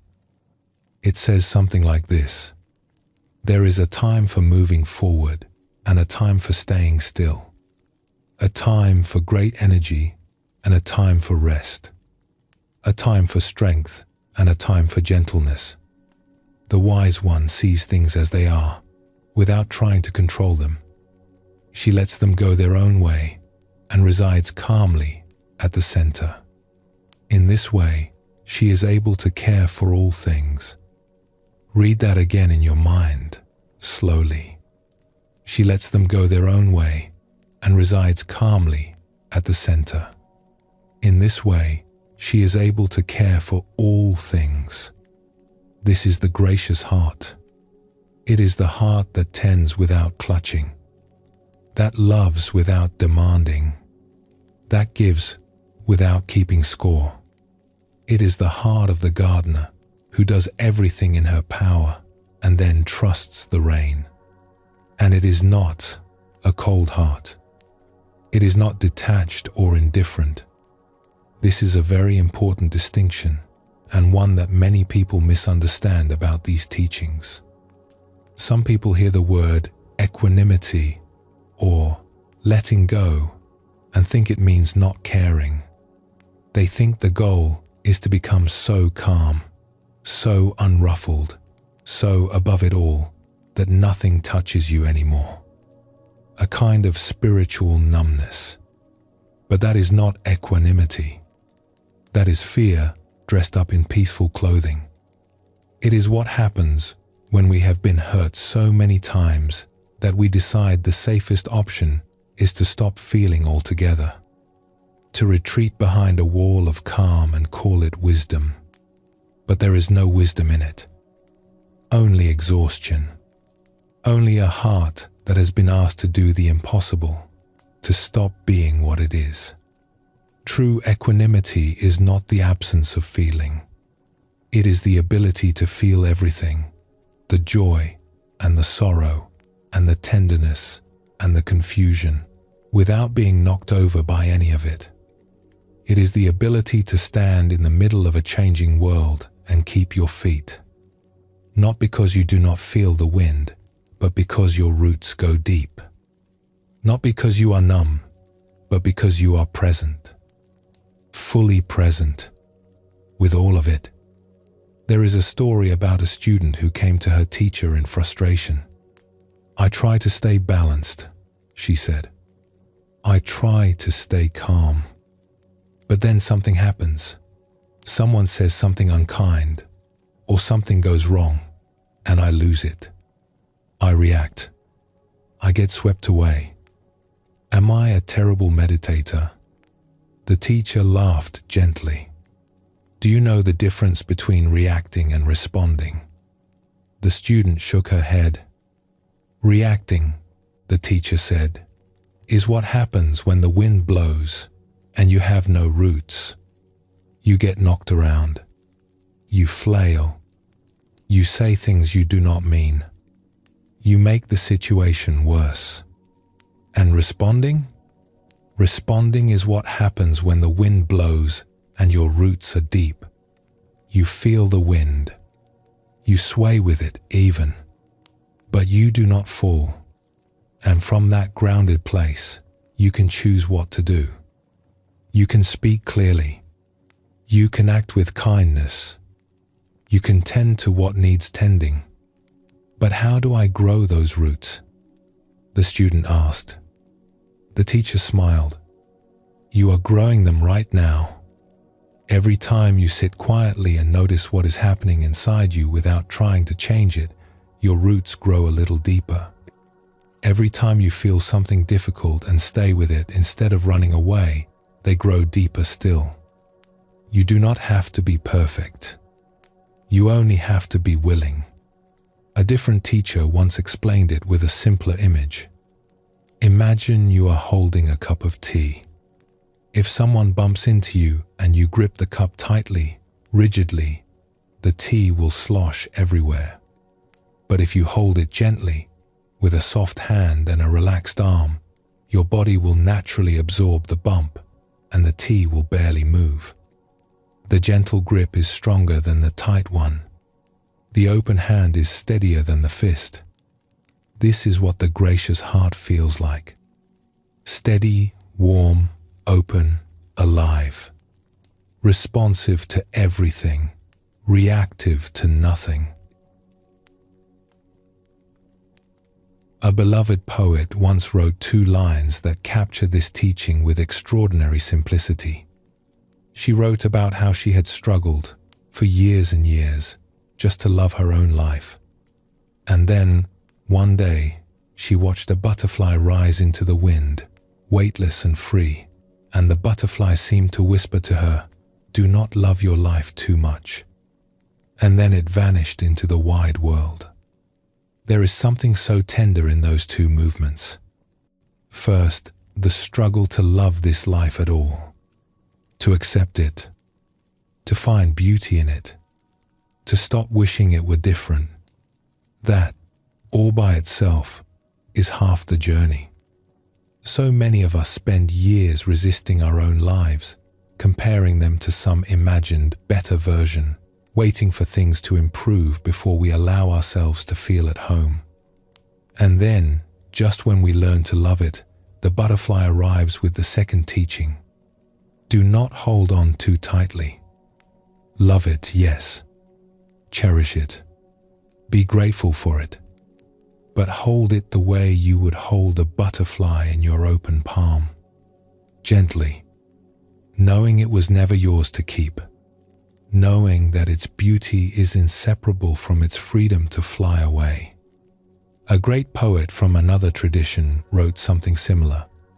He said, "Teach us to care and not to care," which sounds like a contradiction until you feel it in your body, and then it makes perfect sense. Care deeply, tend lovingly, show up fully, and at the same time do not clench. Do not demand. Do not try to make the world hold still so that you can feel safe. The gracious heart holds both of these at once. And it turns out that this is not a compromise between caring too much and caring too little. It is a third thing entirely. A way of being in the world that is both fully engaged and deeply at rest. Both passionate and peaceful. Both tender and strong. Let us explore a story about this, because it makes the teaching easier to feel. There was once an old monk who kept a small temple in the mountains. He was known for his calm, his kindness, and his unshakable equanimity. People from the surrounding villages would come to him with their troubles, and he would listen patiently, offer a few quiet words, and send them home feeling lighter. One autumn, a great storm came through the mountains. It arrived in the night, without warning. The wind tore at the trees, bending them nearly to the ground.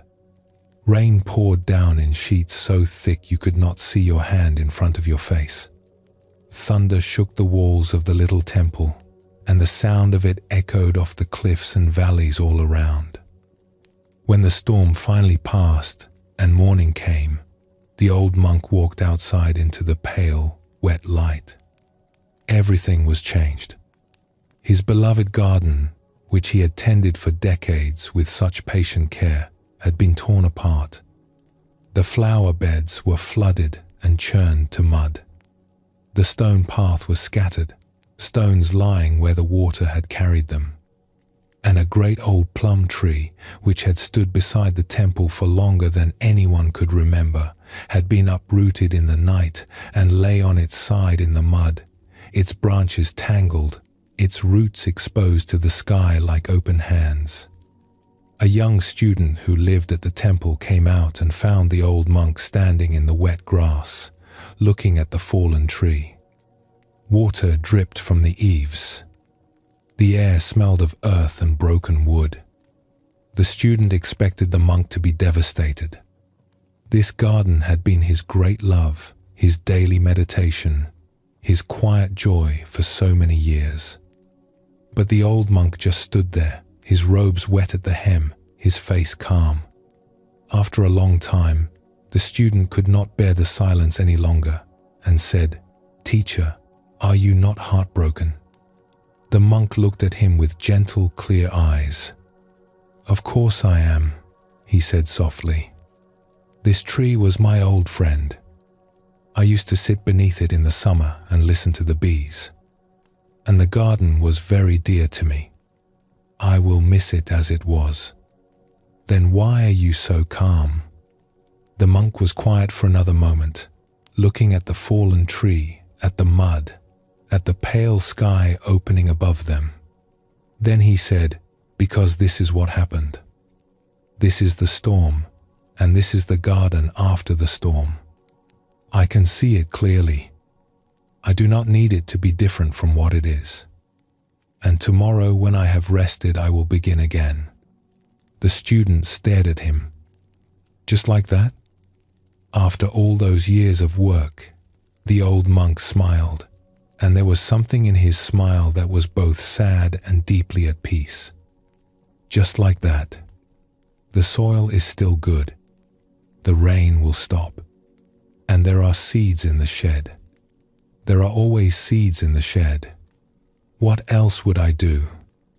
And the next morning, true to his word, the old monk was out in the garden before dawn, clearing the debris, smoothing the soil, making small furrows with his fingers in the wet earth, beginning again. Not with bitterness, not with resignation, but with the same quiet love he had always brought to his garden.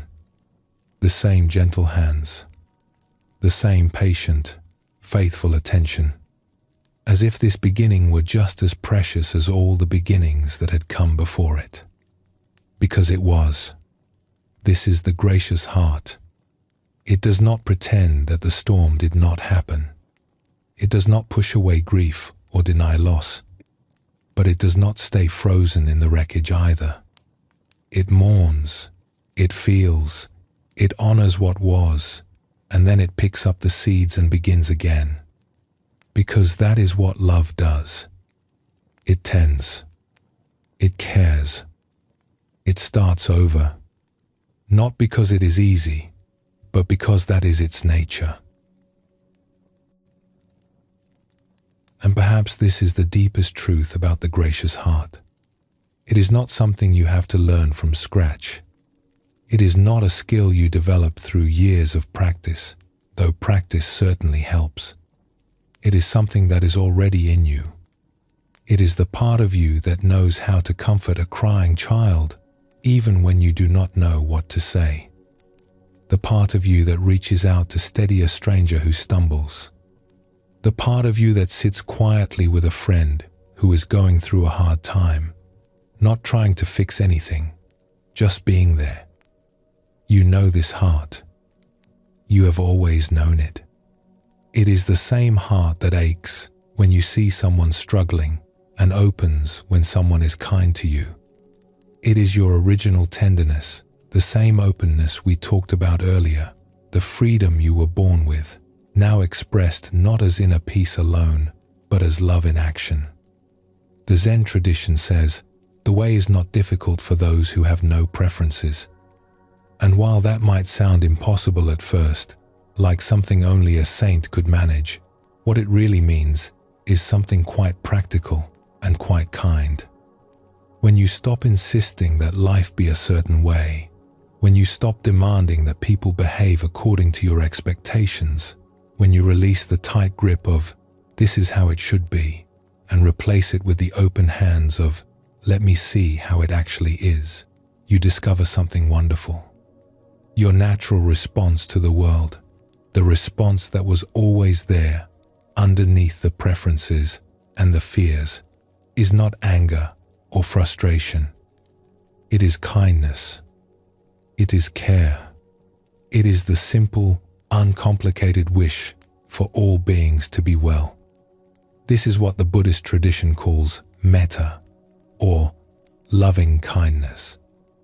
And it is not something you have to manufacture or force. It is more like a spring that was always there underground, flowing quietly beneath the surface, and all you had to do was stop piling rocks on top of it. The Buddha said, "Hatred does not cease by hatred, but only by love." This is the eternal rule. And this, the ancient teachers say, is who you really are. Beneath the worry and the plans and the preferences and the fears, beneath all the layers of self-protection you have built up over the years, there is a heart that wants nothing more than to love this world well, to care for it gently, to tend it the way the gardener tends her garden, with patience and devotion and a willingness to begin again after every storm. And the more you let life be, the more space you create for that heart to do its quiet, beautiful work. So tonight, as you rest, you might notice that your heart is already open. You do not need to pry it open. You do not need to force it or work at it or practice some special technique. It opens on its own when you stop guarding it. Like the flowers in the garden that open under the sun, not because anyone tells them to, not because they made a plan, but because that is simply what flowers do when the conditions are right. And the conditions, right now, are right. You are safe. You are warm. You are resting. The day is behind you. The worries can wait until morning. And your heart, that gracious, resilient, patient, tender heart of yours, is already doing what it knows how to do. Quietly caring, quietly loving, quietly tending the garden of this one precious life, even now, even in sleep, even in the gentle darkness. Let it be. Trust it. It has always known the way. It knew the way before you were born, and it will know the way long after you have forgotten to worry about it. As an old Zen verse says, "The wild geese do not intend to cast their reflection. The water has no mind to receive their image. And yet the reflection appears perfectly, effortlessly, without anyone trying at all. This is the gracious heart, and it is yours." Let us rest here for a moment. Let the breath come softly, like a guest who knows it is always welcome. And when you are ready, we will continue together.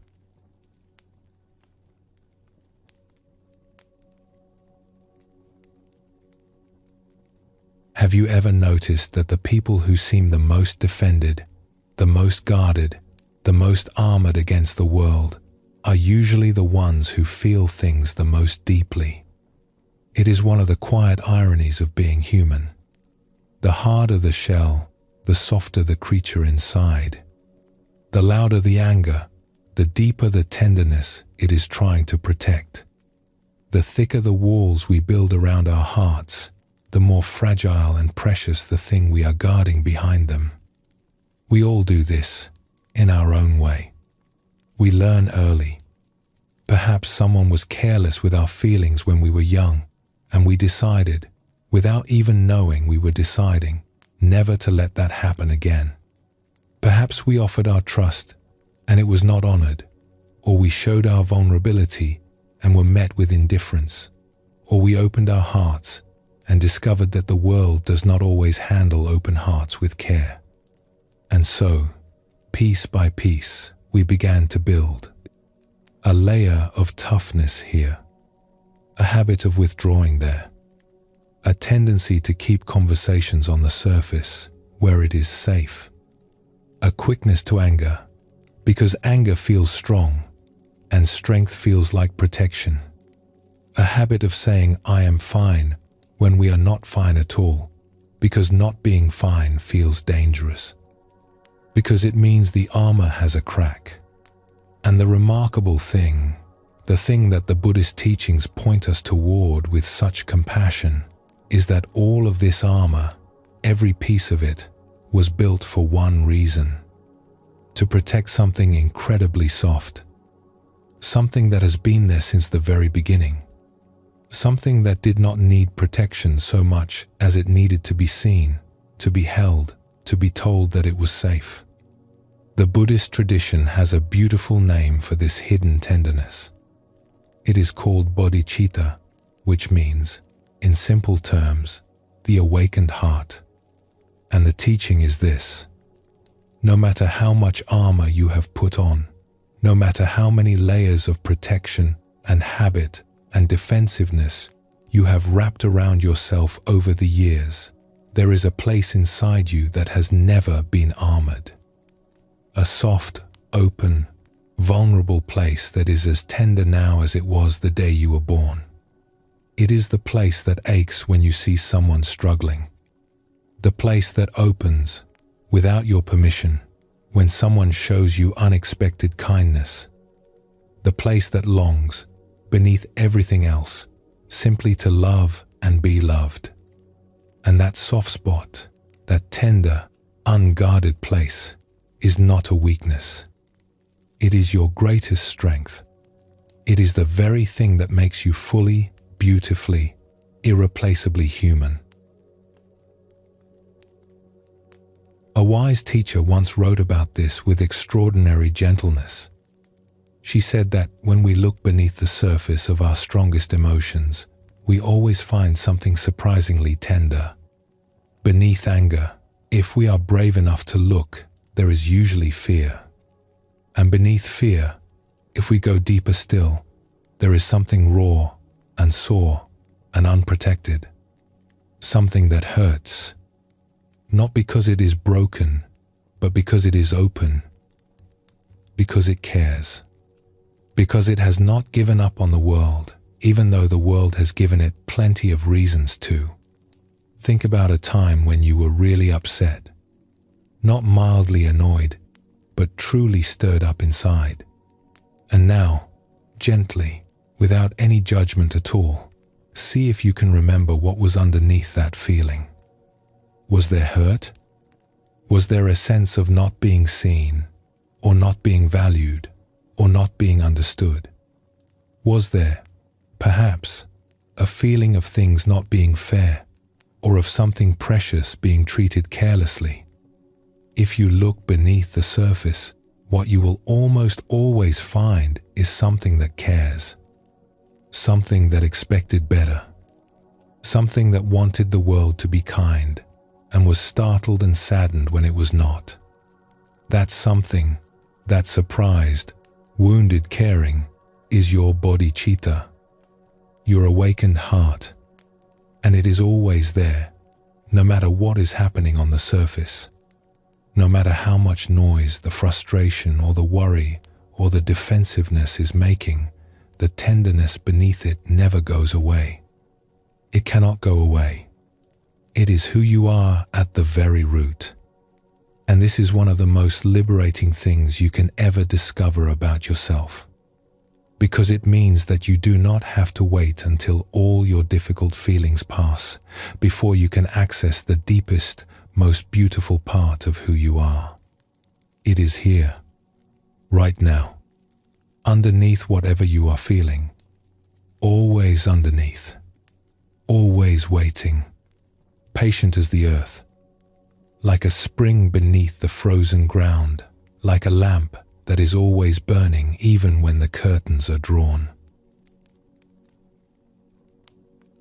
Now, it would be easy to hear all of this and think, well then, I should just tear off my armor. I should rip away all my defenses and walk around completely open and vulnerable all the time. But that is not what these teachings are saying. And any wise teacher would tell you that the armor you built served a purpose. It protected you at a time when you needed protection. It got you through situations that might have been too much for an unguarded heart. And there is no shame in having built it. None at all. The invitation is not to tear off the armor. The invitation is simply to notice that you are wearing it. And then, very gently, in your own time, to see if there are moments when you can loosen it a little. Moments when you can let a crack of light through.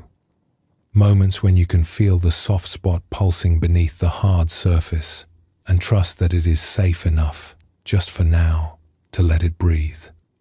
The Buddha said, holding on to anger is like grasping a hot coal with the intent of throwing it at someone else. You are the one who gets burned. And this is not a scolding. It is a kindness. It is the Buddha saying, you do not have to carry this weight anymore. You do not have to grip so tightly. There is a softer way to move through the world, and it is not only gentler on others, it is gentler on you. Let us explore a story about this tender place. Long ago, in a monastery tucked into the green hills of a quiet countryside, there lived a monk who was known, somewhat reluctantly by all who lived with him, for his fierce temper. He was a good man in many ways, generous with his time, hard-working in the kitchen garden, faithful in his daily meditation. But his anger was like a summer thunderstorm. It could rise from nowhere, fill the room with its heat, and leave everyone around him shaken and quiet, the way a forest goes still after a crack of thunder. The other monks were wary of him. They tiptoed around his moods the way you might tiptoe around a sleeping dog that sometimes growls. They avoided certain topics. They learned to read the weather of his face the way farmers read the sky before planting, looking for signs of sun or storm. One autumn, a traveling teacher passed through the monastery and spent a few days as a guest. She was a small, quiet woman with silver hair and a gentle manner, and she observed everything carefully, the way a bird watches from a branch. She saw the way the other monks moved around the angry one. She saw the tension in his shoulders, the tightness in his jaw, the way his eyes flickered with something that was not quite anger but was ready to become anger at any moment. On her last evening, as the sun was going down and the hills were turning gold, she asked to speak with him. He came to her in the little garden behind the temple, where she was sitting on a stone bench beneath a persimmon tree. He was already bristling, his arms crossed, his chin lifted. "I know what you are going to say," he told her, before she had said a word. "You are going to tell me I need to control my temper, that I need to be more patient, that I need to try harder. Everyone tells me that." The teacher looked at him for a long moment. The evening light was warm on her face. Her eyes were soft and very still. "No," she said, "I am not going to say any of that." The monk blinked. This was not what he had prepared for. "Then what?" "I am going to ask you a question. Just one. May I?" He uncrossed his arms, slowly, and nodded, wary but curious. "When you were a boy," she said, "before the anger came, what were you like?" The monk opened his mouth to answer, then closed it. Something shifted in his face, like a cloud passing from in front of the sun. The hardness around his eyes softened. His jaw loosened. His shoulders, which had been up near his ears since he sat down, dropped just a fraction. He started, and then stopped. He looked away, toward the last light on the hills. "I was sensitive," he said quietly. "I felt everything. When the other children were unkind, it was like a fire on my skin. When someone was hurting, An animal, a younger child, anyone. I would feel it in my own body. I would cry for them. I could not help it. He paused. The persimmon tree rustled softly above them. My father said I was too soft. He said the world would eat me alive if I did not toughen up. He meant well. He was trying to protect me, I think. But after a while I started to believe him. I started to think there was something wrong with the way I was made.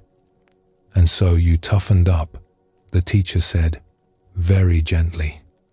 Yes, I learned to be hard. I learned that if I was angry, if I was loud, if I pushed people away before they could get close, then no one could see that I was hurting. No one could reach the place where I was still that boy, feeling everything, crying for the world. And the anger? The teacher asked. When did it come? The anger came as a kind of shield, the monk said slowly, as if he was seeing this clearly for the first time. It covered everything. It covered the sadness and the fear and the softness. It was like putting on a suit of iron. Nobody could get through. The teacher nodded slowly, and behind the iron, the monk's eyes filled. He tried to blink the feeling away, but it would not go. His voice, when it came, was barely a whisper. Behind the iron, I am still that boy, still feeling everything, still wanting the world to be kind. The teacher smiled at him then with such warmth, such recognition, such pure and simple kindness, that the monk had to look away again. It was too much. It was the very thing his armor had been built to prevent, being truly seen. That boy, she said softly, is not your weakness. He is your treasure. He is the most alive thing about you. The anger protected him, and there is a kind of grace in that. It did its job. But perhaps now, after all these years, it is safe enough to let him come out from behind the iron and sit in the sunlight for a while. Not all the time. Not all at once. Just a little. Just enough to breathe. The monk did not become a different person overnight. Change does not work that way, and the ancient teachers never pretended that it did. But something opened in him that evening. A small door, a crack of light, and over the months that followed, the monks around him noticed that his storms came less often, and when they did come, they passed more quickly. Not because he was suppressing his anger, but because the anger no longer had to do all the work. The tenderness beneath it had finally been acknowledged, and once it was seen, it began, very slowly, to heal. This is what the teaching of bodhicitta is really about. It is not about being perfectly calm all the time. It is not about eliminating difficult emotions or pasting a peaceful smile over your real feelings. It is about knowing, with a quiet certainty, that beneath every storm there is a soft spot, a tender, awakened, deeply caring place that has never been damaged by anything that has happened to you. A place that is, in the deepest sense, unbreakable. Not because it is hard, but because it is alive. Like water. You cannot break water. You can scatter it, you can freeze it, you can try to contain it, but it always finds its way back to itself. And so does your tenderness. No matter how long you have been armored, no matter how many years the anger, or the numbness, or the busyness has been doing its work, the soft spot is still there, patient and alive and waiting, like a spring that flows even under ice. There is a quality that the Buddhist tradition calls compassion, and it is closely related to this soft spot. Compassion is not pity. It is not feeling sorry for someone from a safe distance. It is the natural response of an open heart to the reality of life. It is what happens when you allow yourself to feel, truly feel, that the person next to you has the same tender spot that you do. That they, too, have built armor. That they, too, have a boy or a girl somewhere inside who still feels everything. A thoughtful writer once put this in words that have stayed with many who have read them. She said that if each person could simply bear their own sorrows honestly, with courage, and without passing them along to others, the sorrow of the entire world would begin to lighten. Not because the difficulties would go away, but because they would no longer be multiplied by our reactions to them. Each person, bearing their own weight with grace, becomes a quiet source of peace in the world. And peace, like kindness, spreads further than we can see. The Buddha once compared kindness to a mother's love for her only child. He said, as a mother would risk her own life to protect her child, her only child, even so should one cultivate a boundless heart toward all beings. And the starting point for that boundless heart is not somewhere outside you. It is the soft spot. It is the tenderness that was there before the armor. It is the place where you still feel everything, where you still care, where you still want the world to be gentle and good. That place has never left you. And tonight, as you rest, it is resting with you. Let us rest here for a moment. Feel the softness of this breath. There is nothing to protect against right now. Nothing to defend. Only this quiet darkness and the gentle beating of your heart, which has been beating for you faithfully all this time without ever once being asked. And when you are ready, we will continue together.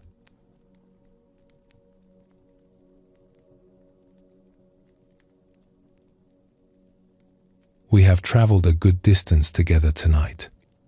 We began with the spirit we bring to our work, to our daily lives. We explored the freedom that is already ours. We watched the rivers of experience flow by. We made friends with uncertainty. We discovered the gracious heart that can care without clinging. And we found the soft, unbreakable tenderness that lives beneath our armor. Now we come to something deeper still. Something that is difficult to put into words, but that you may already feel stirring in you as you rest here in the quiet. It is the sense that you are not quite as separate as you thought, that the edges of you are softer than you imagined, that you belong to something vast and warm and endlessly alive. There is an ancient teaching, found in many traditions but expressed with particular beauty in Buddhism, that says something very strange and very wonderful. It says that when you become truly still, when you go very deep into the silence that lives beneath all your thoughts and feelings and plans, you will make a surprising discovery. You will discover that the thing you have been calling yourself all these years, the solid, separate, defined person you took yourself to be, is not quite as solid or as separate as you imagined. Now, before we go any further, let us be clear about something. This is not a frightening teaching. It is not a teaching about losing yourself or disappearing or becoming nothing in a cold, empty way. It is, in fact, one of the warmest and most comforting teachings in all of Buddhist wisdom, because what it really says is this: you are not alone. You have never been alone. The boundaries you drew between yourself and the rest of the world were always a little more porous, a little more flexible, a little more imaginary than you thought. And on the other side of those boundaries is not emptiness. It is connection. It is belonging. It is the extraordinary realization that you are part of something so vast and so beautiful that no single word can hold it. Let us begin with a story. There was once a healer, a kind and curious man, who had spent many years studying medicine and the ways of the body. He was also a person of deep spiritual practice, and he had heard tales of hermits who lived alone in caves high in the mountains, spending years in silent meditation, cultivating compassion for all living things. He longed to visit one of these hermits, and after many months of travel and many letters of introduction, he received permission to make the journey. He walked for days along narrow mountain paths. The air grew thin and cold. The valleys fell away beneath him, and the peaks rose white and silent all around. He passed prayer flags strung between rocks, snapping in the wind. He crossed streams so clear he could count the stones on the bottom. At last, after many days of climbing, he came to a small cave in the face of a cliff, high above a valley where clouds drifted below like slow white rivers. It was not much to look at. A low opening in the rock, barely tall enough to stand in. A rough blanket folded neatly on the stone floor. A small fire pit near the entrance with ashes still warm from the morning. The air was thin and sweet, and the only sound was the wind moving through the rock. And sitting just inside the entrance, on a flat stone worn smooth by years of use, was a man who radiated the most extraordinary stillness the healer had ever encountered. The hermit was not doing anything remarkable. He was not floating or glowing or performing any kind of miracle. He was simply sitting. His eyes were half closed. His hands rested in his lap. His breath moved so quietly it was almost invisible. But the quality of his stillness was unlike anything the healer had felt before. It was warm. It was alive. It seemed to fill the cave and spill out into the mountain air and mingle with the wind and the sunlight, the way the fragrance of a flower fills a room without trying, without intending to, without even knowing it is happening. The healer sat down on a stone across from the hermit and waited. He did not want to interrupt. The silence between them was not awkward or empty. It was full, the way a cup is full of water. Comfortable, intimate, as if they had known each other for a very long time. After a while, the hermit opened his eyes fully and looked at the healer with such gentle amusement that the healer almost laughed. It was the look of someone who has been expecting you and is glad you finally arrived. The healer gathered his courage and asked a question. "May I ask about your practice? I have studied many methods. Do you follow the breath? Do you repeat a sacred word? Do you visualize light? What is the technique that has brought you to this remarkable peace?" The hermit looked at him. His eyes were kind and very clear, the way mountain water is clear. He was quiet for a long moment, as if the question were a butterfly that had landed on his hand and he was waiting to see what it would do.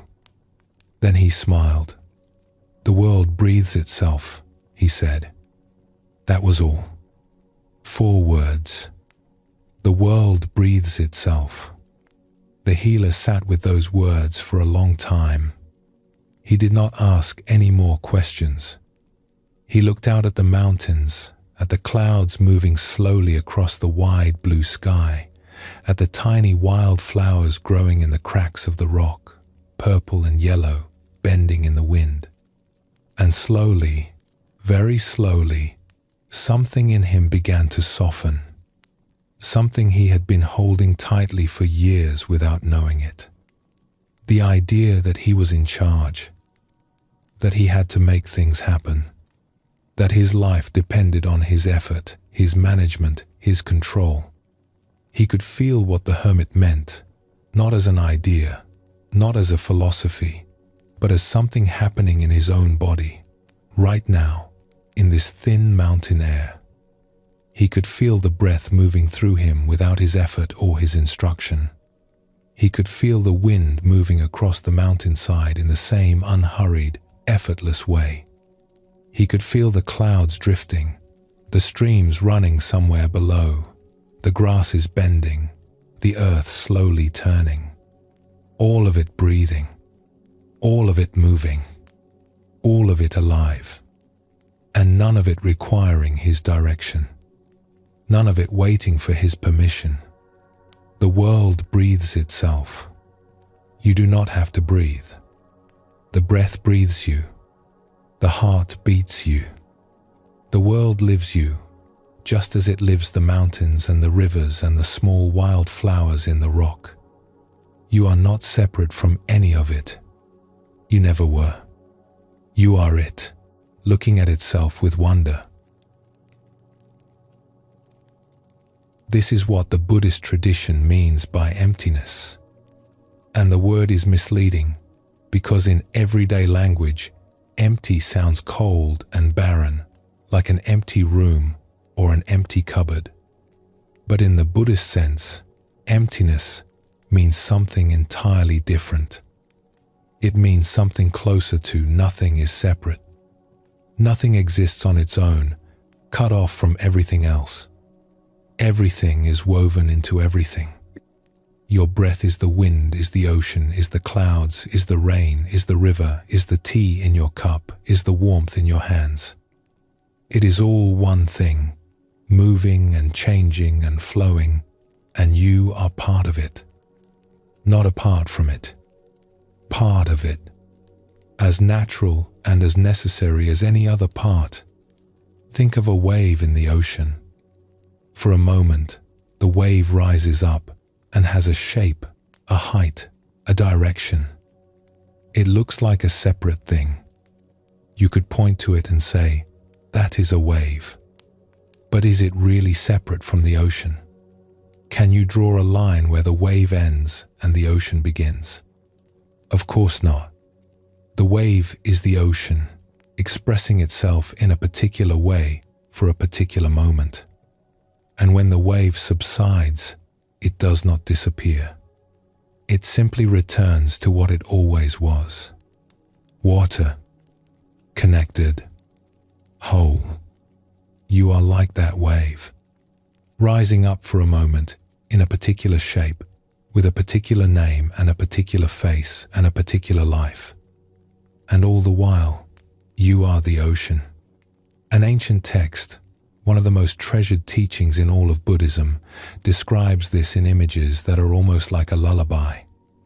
It invites you to think of this world, this life, this experience of being here in a very particular way, not as something heavy and fixed and permanent, but as something lighter than you imagined, more dreamlike, more beautiful for its brevity.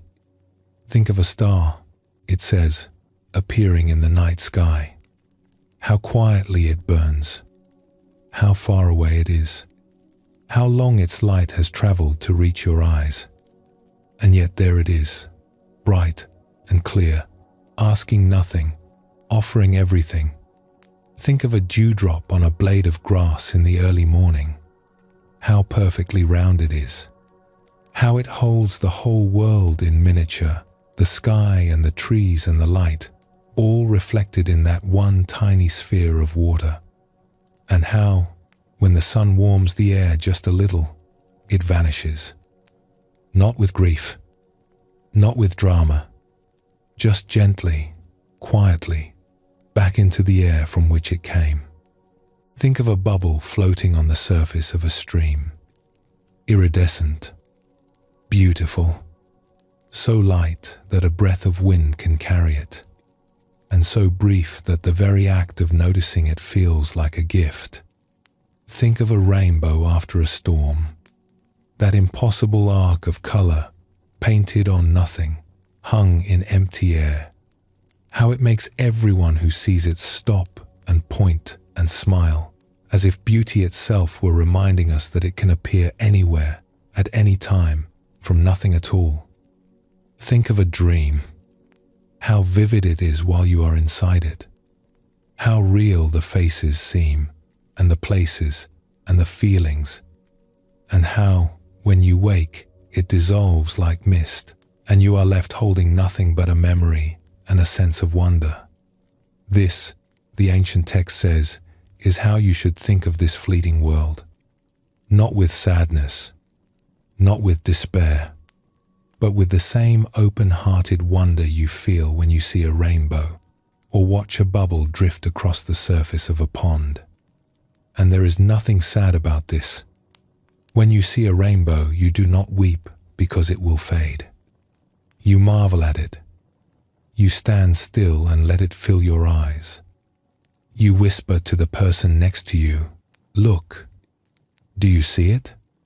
And that is exactly the right response. Not grasping, not mourning, just pure, grateful, open-hearted wonder at the fact that anything exists at all. A great teacher of the last century put this truth into words that have stayed with many people who have encountered them. He said, "Wisdom sees that I am nothing. Love sees that I am everything. And between these two, my life flows." Let those words rest with you for a moment, the way you might let a beautiful piece of music rest in the air after the last note has been played. Wisdom sees that I am nothing. Not nothing as in worthless. Not nothing as in insignificant. But nothing as in nothing separate. Nothing isolated. Nothing cut off from the whole. When you look very deeply into what you are, you cannot find a boundary. You cannot find the place where you end and the rest of the world begins. The air you breathe was breathed by trees. The water in your body fell as rain on mountains you have never seen. The food that became your flesh grew out of soil that was once rock, that was once ocean floor, that was once stardust. You are, quite literally, made of everything. You are the world in a particular shape for a particular time. Nothing more and nothing less. And love sees that I am everything. Because once you realize that you are not separate, once that idea really lands in your body and not just in your mind, something extraordinary happens to your heart. It opens, naturally, without effort, without any technique or practice, the way a hand unclenches when it finally stops grasping. Because if you are not separate from the person next to you, or from the bird singing outside your window, or from the child laughing somewhere down the hall, then their joy is your joy. Their peace is your peace. Their well-being matters to you not because you should care, not because a book told you to, but because you are them. In the deepest, truest, most real sense, you are them. And they are you. And between these two, between the vast, spacious openness of wisdom and the warm, intimate tenderness of love, your life flows, like a river between its banks, like a breath between the inhalation and the exhalation, like a dream that is somehow also completely, undeniably, beautifully real. There was a teacher who was once asked about his upbringing, his background, his identity. People wanted to know where he came from, what tradition he belonged to, what label to put on him. He answered all their questions patiently, but when someone kept pressing, trying to pin him down to a single identity, trying to fit him into a box that he clearly did not fit into, he finally laughed and said, "Well, you know, I am only that on my parents' side." And there is something deeply freeing about that remark, if you let it settle in. Because it reminds us that we are not our labels. We are not our conditioning. We are not the stories that were told about us when we were small, or the roles we play in our families and our workplaces. or the identities we carry on our documents. All of those things are real, in a certain sense. They are part of our experience, part of the costume of this particular lifetime. But they are not the whole of who we are. Not even close. Have you noticed how your sense of who you are changes depending on who you are with? With some people, you are the responsible one. With others, you are the playful one. With your family, you might find yourself slipping back into a version of yourself that you thought you had left behind years ago. With a stranger, you are someone else entirely. The self is not fixed. It is fluid. It shifts and adapts and rearranges itself moment by moment, like a cloud that is always changing shape, while still being, undeniably, a cloud. And beneath all those changing shapes, beneath every role and every identity, there is something much larger. Something that cannot be named or contained or pinned down. Something that is connected to everything and is, in its deepest nature, completely free. The Buddha said, "Just as the great ocean has one taste, the taste of salt, so also this teaching has one taste, the taste of freedom." And the freedom he was pointing to is exactly this.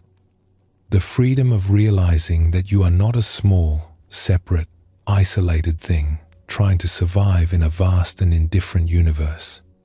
You are the universe itself. You are the vastness. Looking out through these particular eyes, breathing through these particular lungs, feeling through this particular, tender, miraculous heart. For a little while, in this particular, unrepeatable, extraordinary form. So tonight, as you lie here, you might let yourself feel this connection. Not as a thought, not as something you need to understand, but as a sensation in your body. Something you can actually feel.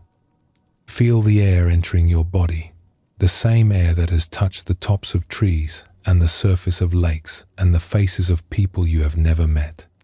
Feel it filling your lungs and feel it leaving again, returning to the world it came from, carrying a little bit of you with it, mixing with everything. Your breath and the breath of the world, one breath. Feel the weight of your body on whatever is holding you up. Feel the firmness beneath you, and know that what is holding you up is the earth itself. The same earth that holds the mountains and the forests and the rivers and the cities. The same earth that held your grandparents and their grandparents and everyone who has ever lived. Solid and patient and endlessly generous. Holding everything. Holding you. Feel the warmth of your own skin. The warmth that your body generates simply by being alive, simply by doing the quiet, faithful work of keeping you here. And know that this warmth is a small flame of the same energy that lights the stars and warms the sun and drives the great engines of creation across billions and billions of miles. You are made of the same stuff. You always have been. You belong to this world, not as a visitor, not as a stranger passing through, but as a native, as someone who grew out of this earth the way a flower grows out of the soil, the way a wave rises from the ocean. You are home. You have always been home. You just forgot for a little while, and that is all right. Forgetting and remembering are both part of the journey. The beautiful, tender, surprising journey of being alive. And in this forgetting, and in this remembering, there is something incredibly gentle and incredibly kind. Because the world does not punish you for forgetting. It does not scold you or turn its back. It simply goes on breathing and holding you and offering you its beauty, moment after moment after moment, whether you notice or not. And when you do notice, when you pause and feel and say, "Oh, I am part of this. I belong to this. This is my home," the whole world seems to soften around you, as if it has been waiting patiently for you to remember, as if your remembering brings it joy. As an old Zen poem says, sitting quietly, doing nothing, spring comes, and the grass grows by itself. But perhaps tonight we can say it a different way. Lying quietly, doing nothing, the world breathes itself, and you are breathing with it. You have always been breathing with it, and you always will be. Let us rest with that for a moment. Feel yourself as part of everything, and when you are ready, we will continue together.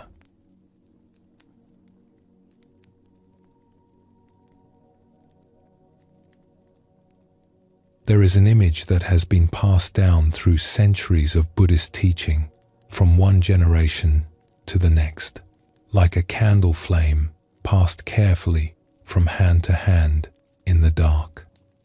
It is the image of the full moon on a cloudy night. If you have ever been outside on such a night, you know what it looks like. The clouds are moving, always moving, some thick and dark, some thin as silk. They drift across the face of the moon, sometimes covering it completely, sometimes parting just enough to let a shaft of silver light pour through. The sky seems restless. The shadows on the ground shift and change. And yet, behind all that movement, behind all those drifting shapes, the moon itself is perfectly still, perfectly full, perfectly bright. It has not gone anywhere. It has not dimmed. It has not changed at all. It is simply shining, as it always shines, whether the clouds reveal it or not. The ancient teachers loved this image because it describes something true about you. Your awareness, that deep, quiet knowing at the center of your being, is like that moon. Your thoughts are the clouds. Your worries, your moods, your busy plans, your restless nights, all of these are clouds. They move across the surface of your mind, sometimes thick and heavy, sometimes light and barely there. And some nights, the clouds are so dense that you forget the moon exists at all. You look up and see only grey, only dark, only the heavy weight of everything that seems to be in the way.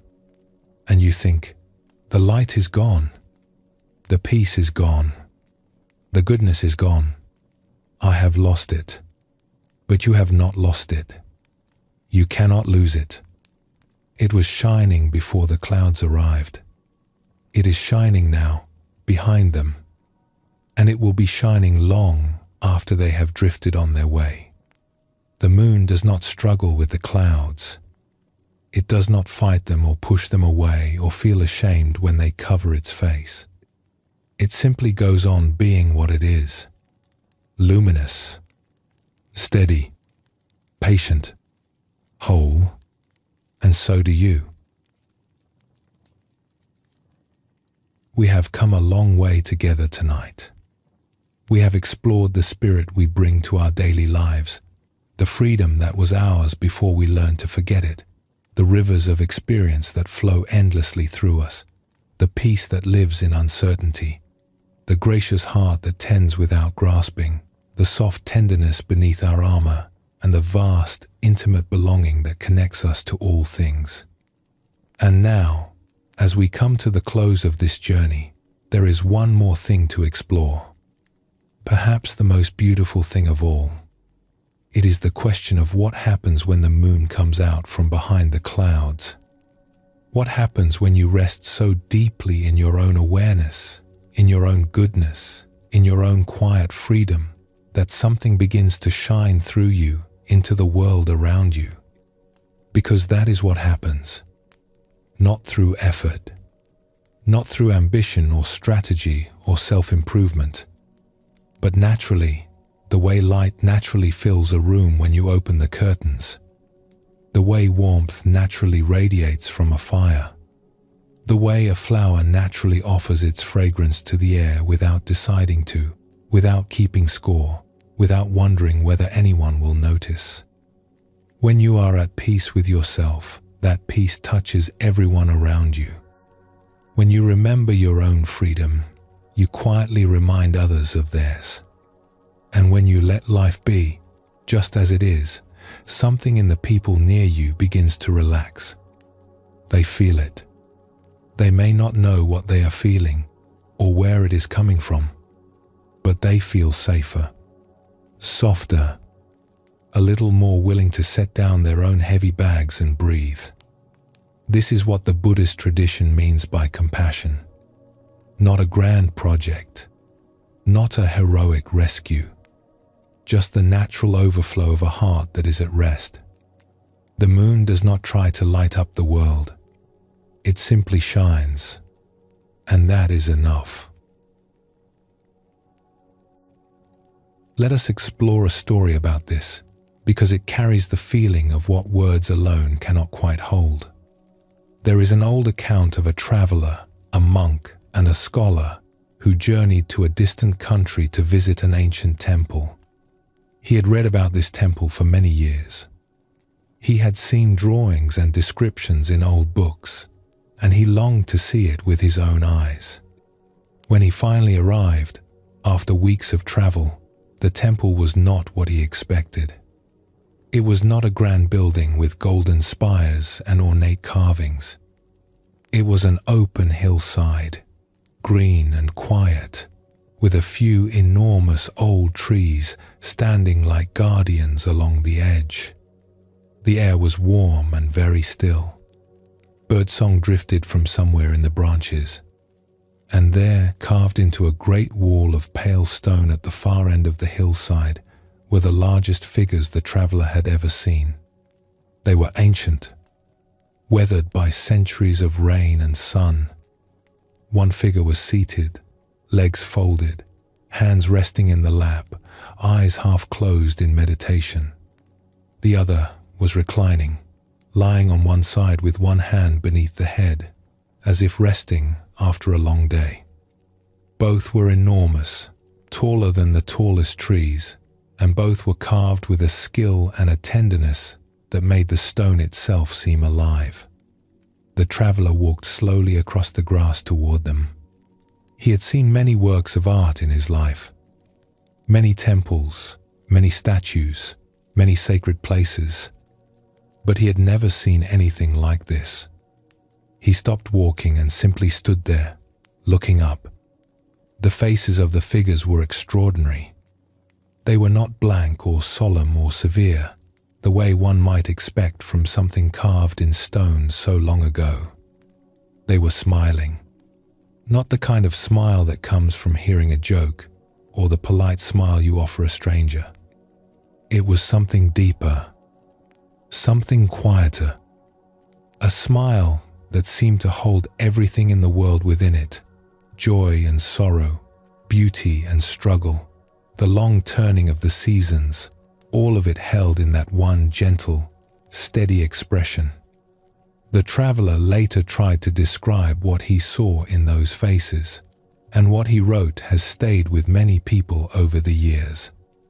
He said the figures seemed filled with every possibility and rejecting nothing. Their smiles were not smiles of escape, not smiles that said, "I have risen above it all. I have left the world behind."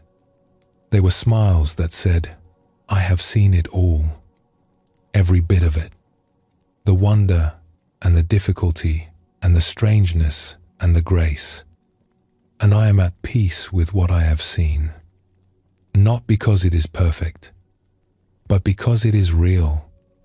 And reality, when you stop fighting it, turns out to be far more beautiful than any dream you could put in its place." The traveler stood on that green hillside for a very long time.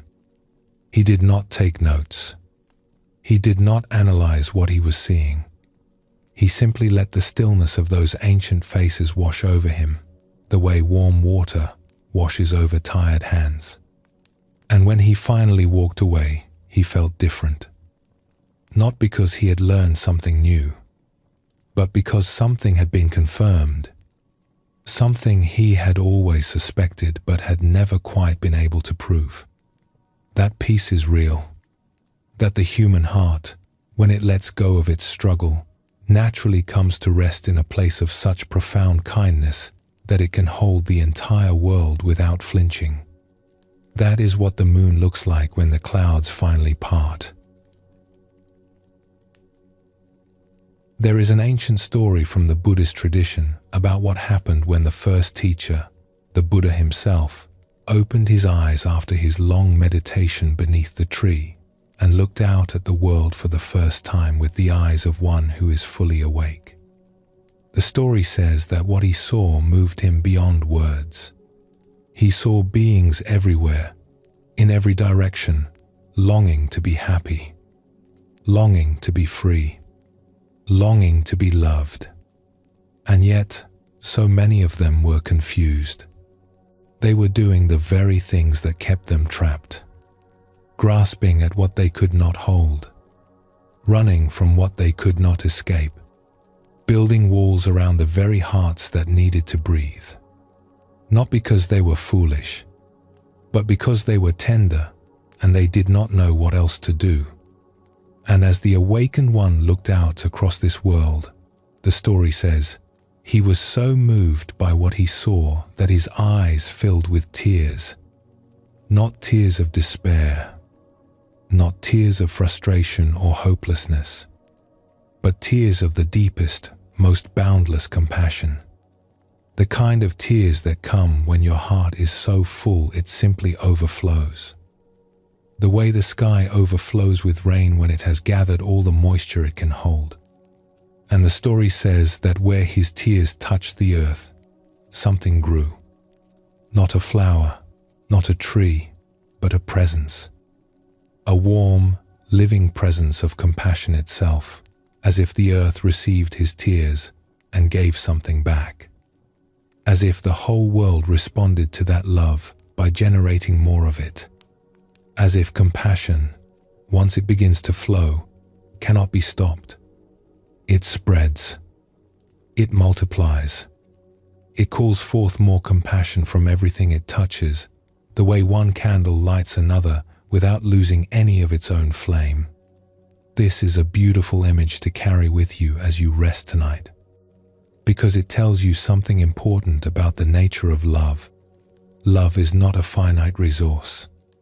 It is not something you can use up or run out of. The more you give, the more there is. The more your heart opens, the more room it has. And the tears you shed, the ones that come from the deepest, most honest place in you, are not a sign of weakness. They are seeds. They are the beginning of something. They are compassion, planting itself in the world, one drop at a time. And this brings us, gently, to the last thing I want to share with you tonight. There is a story about a traveler who visited a land where, for complicated and painful reasons, a great wall had been built between two communities. It was an enormous wall, tall and grey and harsh, stretching for miles across what had once been open countryside. On one side, olive groves had been uprooted to make room for it.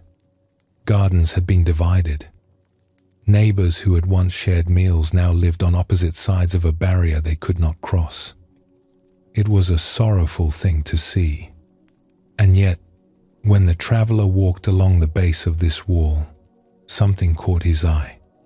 Someone, no one knew who, had painted a picture on the grey concrete.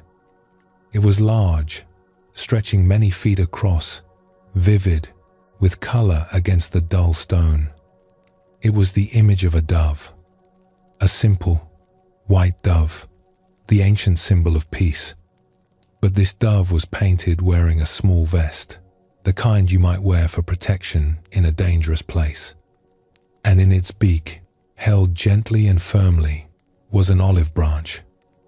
The traveler stood in front of this painting for a long time, There was a small car parked nearby, and by comparison you could see just how enormous the image was. 20 feet across, perhaps more. A dove of peace, dressed for a world that is not yet peaceful, carrying the oldest symbol of hope in its mouth. Not angry, not defeated, not pretending the wall was not there, just shining, quietly, stubbornly, beautifully shining, the way the moon shines behind clouds, the way a candle shines in a window on a dark night. And the traveler understood something in that moment that all the teachings and all the books had been trying to tell him for years. Freedom is not about the absence of difficulty. It is not about living in a world where walls do not exist and storms never come and hearts are never heavy. Freedom is the light that shines anyway. It is the dove that carries the olive branch anyway. It is the gardener who plants seeds the morning after the storm.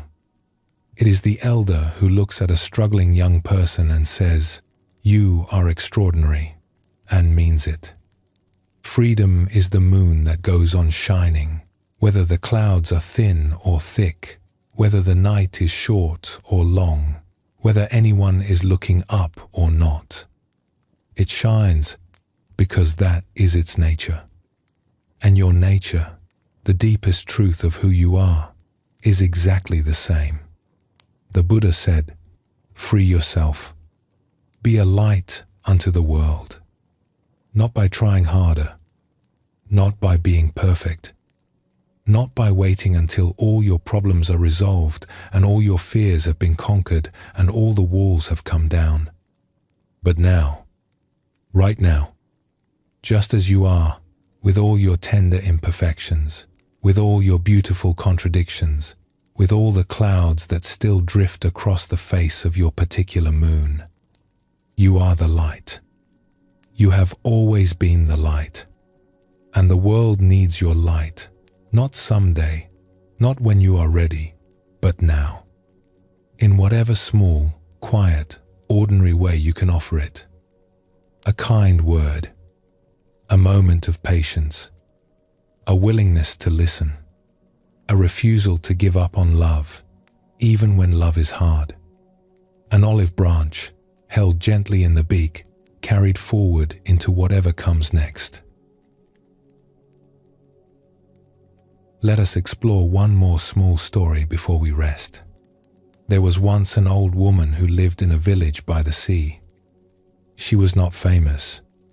She was not wealthy. She was not a teacher or a healer or a leader of any kind.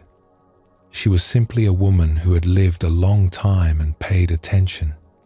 Every evening, as the sun went down, she would walk to the end of the stone pier that stretched out into the harbor, and she would light a small lantern and set it on the railing.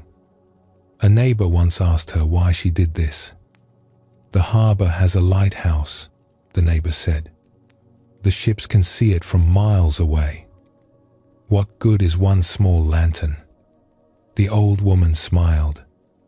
"The lighthouse shows them where the harbor is," she said. "My lantern shows them that someone is glad they are coming home." And every evening, without fail, in rain and wind and the last soft light of summer, her lantern burned at the end of the pier. A tiny, steady flame. A light that said, "I am here. You are welcome. You are not alone." This is what it means to let your life shine. Not to compete with the lighthouse. Not to illuminate the whole harbor, but to offer your small, steady flame to the world, night after night, simply because it is yours to give. Simply because someone somewhere might need to see it. Simply because that is what candles do. They burn. They give light. And they never ask whether the light is enough. It is always enough. The Buddha said, "However many holy words you read, however many you speak, what good will they do you if you do not act on them?" And acting on them does not mean grand gestures. It means this: lighting your lantern, setting it on the railing, and trusting that the light will find its way to whoever needs it most. So here, at the end of this gentle evening together, there is nothing more to learn, nothing more to understand, nothing more to do. Only this: the moon is shining. Your moon, the one that has been shining since the very beginning, through every cloud, every storm, every long and difficult night. It is shining now, in this moment, as you rest. And you do not need to do anything with that light tonight. You do not need to direct it, or focus it, or share it, or even think about it. It will do what light does. It will shine on its own. All you need to do is rest. Let the clouds drift. Let the breath breathe itself. Let the heart beat its quiet, faithful rhythm. Let the world hold you the way it has always held you, whether you noticed or not. You are part of something vast and kind and endlessly alive. And within that vastness, your small, particular, irreplaceable light matters more than you will ever know. A Zen verse says, 10,000 flowers in spring, the moon in autumn, a cool breeze in summer, snow in winter. If your mind is not clouded by unnecessary things, this is the best season of your life. And this is the best season. Right now, this quiet moment, this soft breath, this gentle darkness, this moon, your moon, shining behind whatever clouds may come. Let it shine. Let it be. And let yourself rest. Let us pause here, one last time. Feel yourself breathing. Feel yourself held by the earth, by the night, by the kindness of simply being alive. And when you are ready, we will close together.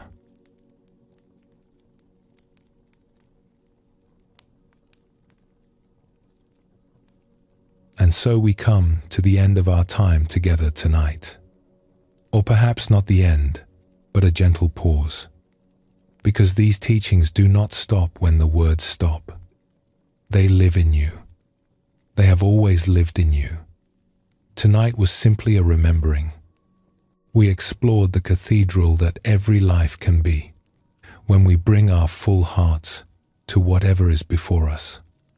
We remembered that freedom is not something we earn, but something we already carry, sewn into the very lining of our being.